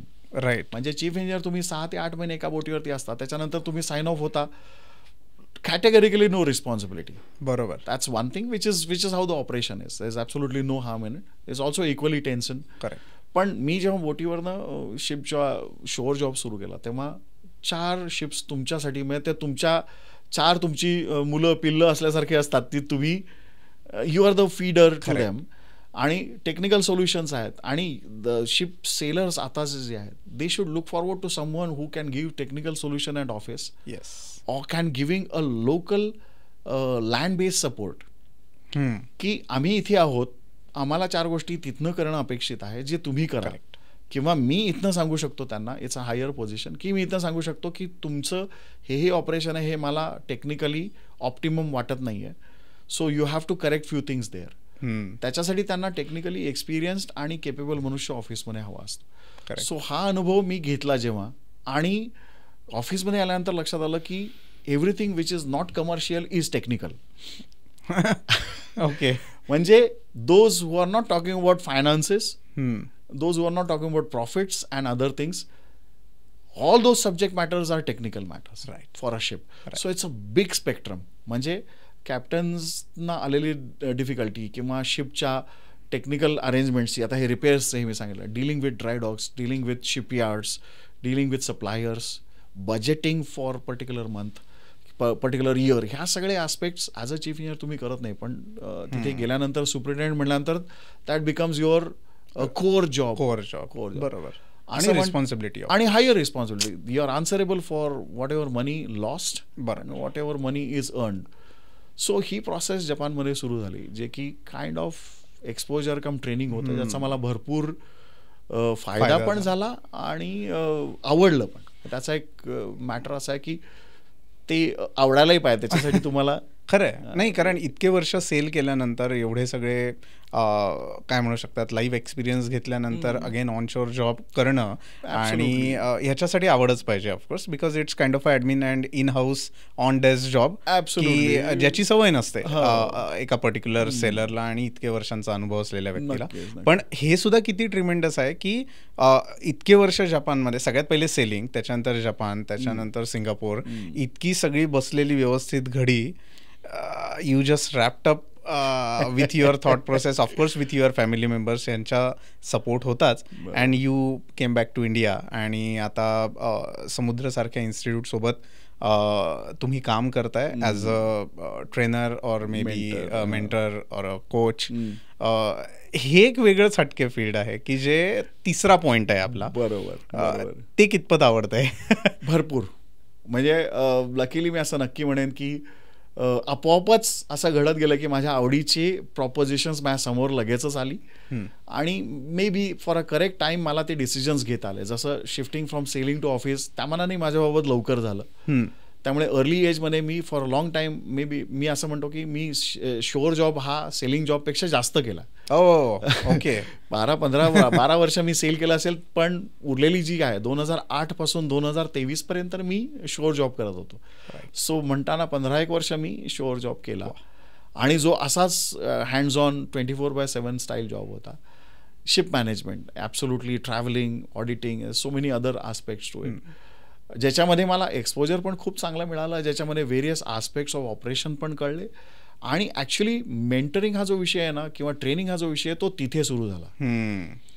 म्हणजे if you know that auditing process एक असते, की you have a financial audit, right. तुमचे बॅलन्स शीट्स चेक करतात, हे करतात, and then they verify whether you are operating correctly or not. They is also called as a process audit. बरोबर आहे की तुमच्या ISO प्रोसेसप्रमाणे तुम्ही ISO सर्टिफिकेशनच्या वेळेला जे ऑडिट घडतं कंपन्यांमध्ये ते ऑडिट आहे. आमच्याकडे त्याला आम्ही ISM ऑडिट असं म्हणतो. Okay. So similar code which is a marine code so to say. So अशा तऱ्हेची तुम्ही ऑपरेटिंग प्रोसिजर्स लिहिलेले असतात, शिप सेफ्टी मॅन्युअल्स लिहिलेले असतात, म्हणजे शिप ऑपरेटिंग मॅन्युअल जे लिहिलेले असतात त्या मॅन्युअल्सप्रमाणे तुम्ही शिप चालवता का नाही हे जाऊन व्हेरीफाय करायचं असतं. ते पण मी काम ऑडिटमध्ये असताना केलं. So I was lead auditor for ship as an ISM auditor. Right. Plus, I had to additionally take a responsibility. There's something called as a MARPOL, Marine Pollution Act, which is by IMO, the apex body of shipping. तर त्याच्यामध्ये एक थोडासा investigative aspect होता. त्याला अनुसरून आम्हाला ते audit करायला लागायचं की you have to believe in facts and figures which you observe, not that what is presented to you. Right. ऑडिटच्या प्रोसेसमध्ये थोडासा हा डीपर आस्पेक्ट आहे. We call this as a forensic audit. की जे तुम्हाला प्रेझेंट केलेलं आहे त्याच्यावरती एकदम विश्वास ठेवायचा नाही. तुमच्या स्वतःची जी कन्क्लुजन्स आहेत त्याला मॅच होत आहे की नाही, which will include document inspections, physical inspections, interviews, discussions. Sometimes you find people are making innocent mistakes. Sometimes people are making ignorant mistakes. Sometimes or other times they are making willful acts which are deliberate breaking of the law. तर जेव्हा तुम्ही समुद्रामध्ये lectures घेता किंवा जेव्हा interaction तुमचं स्टुडंटसोबत होतं तेव्हा आय एम 100% शुअर की स्टुडंटकडनं एक प्रश्न येत असेल की एक मनात भीती असते त्यांच्यासुद्धा की काही ॲक्सिडेंट घडतात, जसं पायरसी किंवा पायरेट्स येतात हा एक पार्ट झाला, बट काही टेक्निकल फेल्युअर्समुळं किंवा काही ह्युमन एरर्समुळं जे काही ॲक्सिडेंट्स घडतात ऑन शिप ऑन डेक, तर त्याची एक कुठेतरी मनात त्यांच्या भीती असेल. तर असं कधी घडलंय का की ॲक्सिडेंट झालेत over the period of selling, त्याच्याविषयी सांगतो काही किस्से असतील तर. ॲक्सिडेंट झालेत का या प्रश्नाचं उत्तर ॲक्सिडेंट झालेत. राईट. सगळेच ॲक्सिडेंट मी अनुभवलेत का किंवा माझ्याच बोटीवर झालेत का यापेक्षा सुद्धा माझ्या रिस्पॉन्सिबिलिटीमध्ये काही ॲक्सिडेंट्सना मी रिस्पॉन्ड केलेलं आहे आणि काही ॲक्सिडेंट आम्ही अँटिसिपेट केलेले आहेत ज्याच्यामध्ये काय म्हणतात होऊ नये ही जी प्रिकॉशन आहे ती आहे, त्यामुळे ते झालेले नाही आहेत. बरोबर. मी सांगतो त्याच्यामध्ये एक फॉर्मल ट्रेनिंगचा हा जो भाग आहे ह्याच गोष्टीचा अवेअरनेस वाढवण्यासाठी आहे. म्हणजे मी जेव्हा ट्रेनिंग किंवा मेंटरिंग करतो त्याच्यामध्ये टिपिकल क्वेश्चन, आता नॉर्मली लोक म्हणतील बर्मुडा ट्रायंगलमध्ये आमची जहाज बुडेल का वगैरे किंवा हे असं वगैरे, असं काही नसतं असं म्हणायला हरकत नाही आत्ताच्या घडीला. मी आता तुम्ही मला जिवंत बघतात म्हणजे मी 1000 वेळेला बर्मुडा ट्रायंगलमधनं पास केलेलं, त्यामुळे असं काही घडत नाही. अरे so that's for sure. Okay. That's one myth which we have to keep away. There was accidents, काही ॲक्सिडेंट्स पूर्वी झालेले आहेत त्याचा आन्सर्स आपल्याला माहिती नाहीत, परंतु तो जो अटलांटिकचा भाग आहे त्या भागामध्ये आम्ही अनेक वेळेला ट्रेड केलेलं आहे, अनेक वेळेला त्याच्यातनं पास झालेलं आहे. काहीही मला अनुभवायला आलं नाही, आमच्या क्रूला अनुभवायला आलं नाही. माझ्या अंडर असलेल्या शिप्स अनेक वेळेला तिथं ट्रॅव्हल केल्या, त्यांना काही झालेलं नाही. दुसरा मुद्दा, ॲक्सिडेंट घडणार हा एक अँटिसिपेशनचा भाग आहे तुमच्या जॉबचा. तर त्यावेळेला त्याची प्रिपेअर्डनेस एक आहे, हा एक कंपनीनी सेट करून दिलेला पॅटर्न आहे, ही रिक्वायरमेंट आहे. ओके. म्हणजे company holds the information, experience and know how. That is why you go in to the company. Company collects those people in the offices such that the know-how is in the office, the guiding poles are in the office, right, or guiding lighthouses as we say. पण घडतात काय असे? घडतात. आता typical अर्जन्सीज जर साधं म्हणलं तर one of the typical urgency is fire.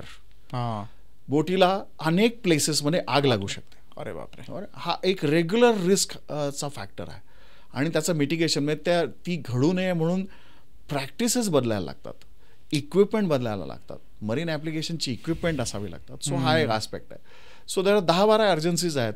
Fire एक आपण म्हणतो, कोलिजन दोन बोटी एकमेकांना धडकतात, ग्राउंडिंग बोट खाली पाणी सफिशियंट लागते आणि तळाला टच होते, हार्ड ग्राउंड असतं ते मोडतं.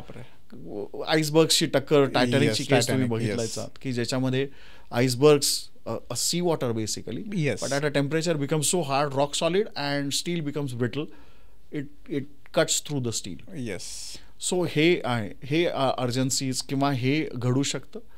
मॅन ओव्हरबोर्ड हा एक वेगळा प्रकार आहे. काय माणूस बोटीवरचा खाली पडू शकतो किंवा पडलेला माणूस तुम्हाला सापडू शकतो. बापरे. हो, ही रेग्युलेशन्स आहेत. म्हणजे safety of life at sea, SOLAS नावाचं एक रेग्युलेशन आहे which has actually come from Titanic or enhance after Titanic, की जेव्हा सगळे पॅसेंजर्स पाण्यामध्ये पडलेले होते त्यावेळेला त्यांना वाचवण्यासाठी काही एक असा सेट पॅटर्न किंवा रेग्युलेशन नव्हतं की तुमचं हे वाचवणं बंधनकारक आहे, किंवा it's not just good hearts have to respond. Make this good heart practice as a legally accepted or must way of doing it, अशा तऱ्हेची प्रोसेस आहेत. सो हे केलेलं आहे शिपिंगमध्ये. बरोबर, अमेझिंग. हे झालेलं आहे. आणि तुम्हाला जसं म्हणतात ना की रेडिओ सिग्नल्स तुम्हाला त्या मॅन ओव्हर बोर्डमध्ये केसमध्ये तुम्ही लाईफ बोट किंवा लाईफ राफ्ट येतो किंवा एकटा मनुष्य असतो तरी सुद्धा तुमचं लक्ष असलं पाहिजे, तुम्हाला तो सापडला पाहिजे, आणि सापडला असेल तर बाकी सगळ्या रिक्वायरमेंट बाजूला ठेवून तुम्ही त्याला पिकअप केलेलं असलं पाहिजे. राईट. सो हा बोटीचा रिस्पॉन्सिबिलिटीचा भाग आहे. बरोबर. सो हे आहे. त्याच्यानंतर अदर टिपिकल केसेस टेक्निकली ज्या येतात त्या loss of electrical power, loss of propulsion ज्याला म्हणतो आपण. राईट. की हे जे मी 3 पॉवर प्लॅन्ट सांगितले, या 3ही पॉवर प्लॅन्टमध्ये काही इंटरप्शन्स येऊ शकतात आणि ते बंद पडतात. आणि ते बंद पडतात म्हणजे बंद पडतात. काही बोटीवरती लाईट गेले की आपण इथे लहान मुलांसारख्या आनंदात उड्या मारू शकतो. तिथे वाट लागते. तिथे तोते उडगे म्हणतात ना, तशा पद्धतीचा विषय असायचा. लाईट बोटीवरती गेले ना की सगळ्यांची पाचाळ धारण. रेग्युलर आम्ही इंजिनियर्स म्हणजे अनफॉर्च्युनेटली व फॉर्च्युनेटली ते एक डोक्यात इतकं बसलंय ना की जर आवाज बदलला ना तर कॅबिन मध्ये सुद्धा आम्हाला कळतं. कॅबिन म्हणजे राहण्याची जागा, कॅबिन म्हणजे ऑफिस नाही. ऑफिस नाही. कॉन्सेप्टच वेगळी आहे. सो जर काही बदल झाला म्हणजे इतकं सांगू शकतो की जनरेटरचा टर्बोचार्जर जरा स्लो झालेला असेल तर तो मला चीफ इंजिनियर म्हणून कळतो किंवा कळला पाहिजे. आणि तिथेच ते ब्लॅकआउट सुरू होतं. सिस्टम्स वर्क होतात, ऑल्टरनेटिव्ह जनरेटर्स यायला पाहिजेत, इमर्जन्सी जनरेटर ऑन बोर्ड तो यायला पाहिजे, तो लाईट द्यायला. सो ब्लॅकआउट ही एक सिच्युएशन. टोटल ब्लॅकआउट झाल्यानंतर सुद्धा शिप्सना सर्व्हायवलचं एक टेक्निक आहे. टोटल ब्लॅकआउटमधनं डेड शिपमधनं तुम्ही नॉर्मल यायला असं एक इमर्जन्सीज आहे. माझ्या बाबतीत घडलंय का अनेक वेळेला. ब्लॅकआउट बऱ्याच वेळेला घडू शकतं. टेक्निकली हा चॅलेंज आहे. आता इक्विपमेंट फेल्युअर हा एक common subject. Machinery can fail. Yes. As an engineer you must understand की ही मशिनरी फेल होते आणि तुम्ही त्याच्याबाबत जागरूक असायला पाहिजे. तर हा एक विषय आहे जो मी मेंटरिंग मध्ये कंपल्सरीली मला तो घ्यावा लागतो.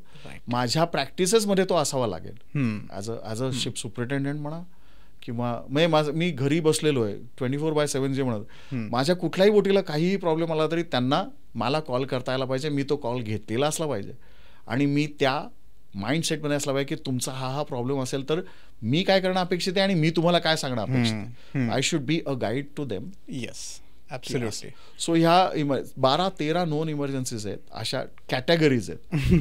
टोटल जर तुम्ही SMS म्हणजे आमच्या ऑपरेटिंग प्रोसिजर्समध्ये बघितलं तर it could be anything not less than 40-50 urgencies, emergencies which are known. Okay. And for which म्हणजे त्यासाठी तुमचा काउंटर मेजर तुम्हाला माहिती असलं पाहिजे, प्रॅक्टिस. मला इमर्जन्सी प्रिपेअर्डनेस हा एक विषय आहे. बरोबर. सो ते असलं पाहिजे. नाही, तेच आहे की खरं तर बोलायला अजून असंख्य विषय राहिलेत, बट केवळ वेळ आणि वेळ हे एकच रिझन आहे की आता आपल्याला कव्हर करता येत नाहीत. बट आपण नक्कीच मी प्रयत्न करेन की आपण ह्याचा एक सेकंड भाग सुद्धा काढू आणि अजून राहिलेले बरेच गोष्टी करूयात. पण हा भाग संपवताना मला एक महत्त्वाचा प्रश्न तुम्हाला विचारायचा आहे की जे इन्स्टिट्यूटमध्ये आत्ता स्टुडंट्स आहेत तो एक वेगळा भाग आहे, पण इन्स्टिट्यूटमध्ये यायच्या आधी 12वी झाल्यानंतर मे बी काय मेंटल प्रिपरेशन आणि फिजिकल प्रिपरेशन केलं पाहिजे की मर्चंट नेव्हीमध्ये एंटर व्हायच्या आधी या गोष्टी तुमच्या वेल प्रिपेअर्ड आणि क्लिअर पाहिजेत थॉट प्रोसेस वाईज. डेफिनेटली सांगतो. आणि कसं आहे की हा अवेअरनेस आजच्या मुलांमध्ये यायला पाहिजे, जे की ॲडव्हान्टेजेस आहे. डेफिनेटली 2 गोष्टी मी मर्चंट नेव्हीच्या ॲडव्हान्टेजमध्ये नक्की सांगू शकतो. एक म्हणजे जी भीती आहे की आपलं कौटुंबिक आयुष्य आपलं फार विचित्र किंवा डिस्टर्ब होईल. मी नक्की सांगू शकतो मर्चंट शिपिंगच्या जॉबमध्ये एकमेव असा जॉब आहे ज्या वेळेला तुम्हाला इच्छा केली तर 6 महिने पूर्ण सुट्टी मिळू शकते. अरे वा.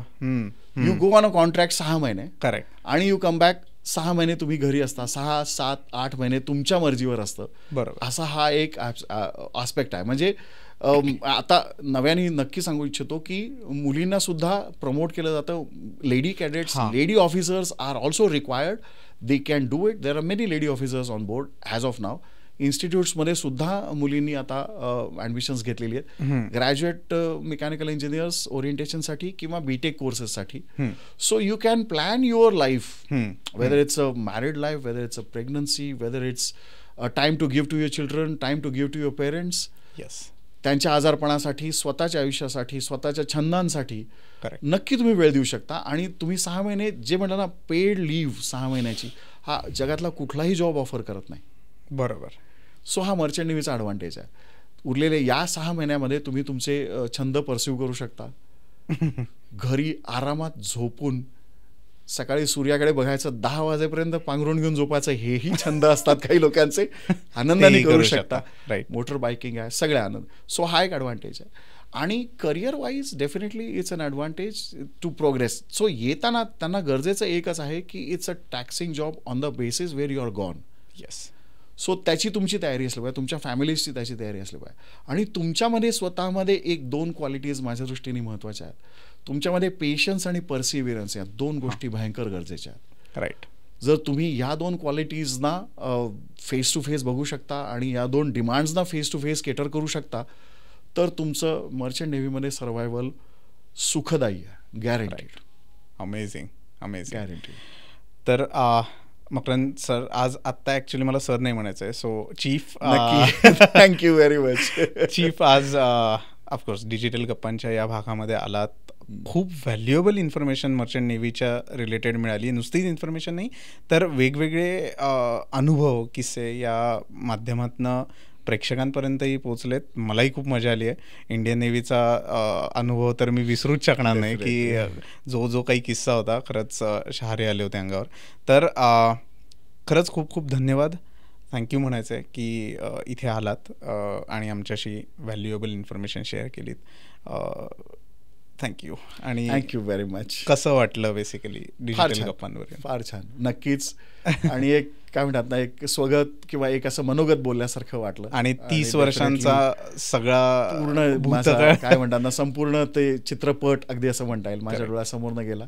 आणि as I say, it's seafarers are generally very humble people. I mean, they don't get to have that footage kind of a thing. They are not into show businesses. Yeah. They are humbly doing their job. They get their salaries. I mean, I have no favors done onto the society, so to say. परंतु definitely आता या digital प्लॅटफॉर्म्समुळे required प्रसिद्धी त्या करिअरला आणि required credit मिळालं पाहिजे. आणि आमचा हा प्रयत्न विषय आहे. आणि देर are many other veteran experience people which are definitely acknowledged within the field as such. परंतु या प्रोसेसमध्ये बोटीवरती मनुष्य काय करतो याचं पूर्ण ज्ञान आपल्याला नसल्याकारणाने तो तिथे कसा शिलेदार आहे हे तुम्हाला कळत नाही. खरं आहे. हे या निमित्ताने आपण लोकांना सांगू शकलो. माझ्यासारखे अनेक आहेत आणि इसेन्शियली अनेकांनीच केलेलं असलं तेव्हाच ते पुरेसं होतं. एका माणसाचा तो विषय नाही, बोट एक माणूस चालवत नाही, असा हा विषय आहे. सो अत्यंत धन्यवाद तुमचे. तुम्ही हा चांगला उपक्रम सुरू केलेला आहे. तुमच्या उपक्रमाला भरपूर शुभेच्छा. Thank you so much. Very much. Thank you. तर मित्रांनो, मला तर खूप मजा आली आहे. माझ्या सगळ्या डिजिटल टीमच्या बॅक ऑफ द कॅमेरा जे बसलेत त्यांनीही हा एपिसोड खूप एन्जॉय केलेला आहे आणि आय एम शुअर तुम्ही हा एपिसोड एन्जॉय केला असेल. तुम्हाला मर्चंट नेव्हीच्या रिलेटेड रिक्रुटमेंट्स कशा होतात किंवा त्याच्यासाठीचं ट्रेनिंग कसं घेतलं जातं, त्याच्यासाठीची काय प्रोसेस आहे, किंवा समुद्र इन्स्टिट्यूटच्या रिलेटेड सर जेव्हा कोचिंग करतात तर त्याच्या रिलेटेड काही इन्फॉर्मेशन हवी असेल तर नक्कीच आम्ही डिस्क्रिप्शनमध्ये त्यांचा ईमेल ॲड्रेस, त्यांचे लिंक्डइन प्रोफाईल ह्याच्या लिंक तिथे जरूर टाकू. तुम्ही जाऊन त्यांच्याशी कॉन्टॅक्ट करू शकता किंवा कमेंट्समध्ये आम्हाला तुम्ही तुमचे डाऊट्स, तुमची मतं या एपिसोडबद्दलच्या व्हॅल्युएबल कमेंट्स टाका, जेणेकरून आम्ही तुमच्यापर्यंत पोचू शकू आणि तुम्ही असेच अजून भाग एन्जॉय करू शकाल. पण त्याच्यासाठी तुम्हाला लाईक, शेअर आणि सबस्क्राईब करावंच लागेल, जे तुम्ही आय एम शुअर करत असाल. बट बराच क्राऊड असा आहे जे एपिसोड बघतायत बट सबस्क्राईब केलेले नाही आहेत. तर आजचा एपिसोड कसा वाटला हे नक्की सांगा. भेटूयात पुढच्या भागात. तोपर्यंत धन्यवाद.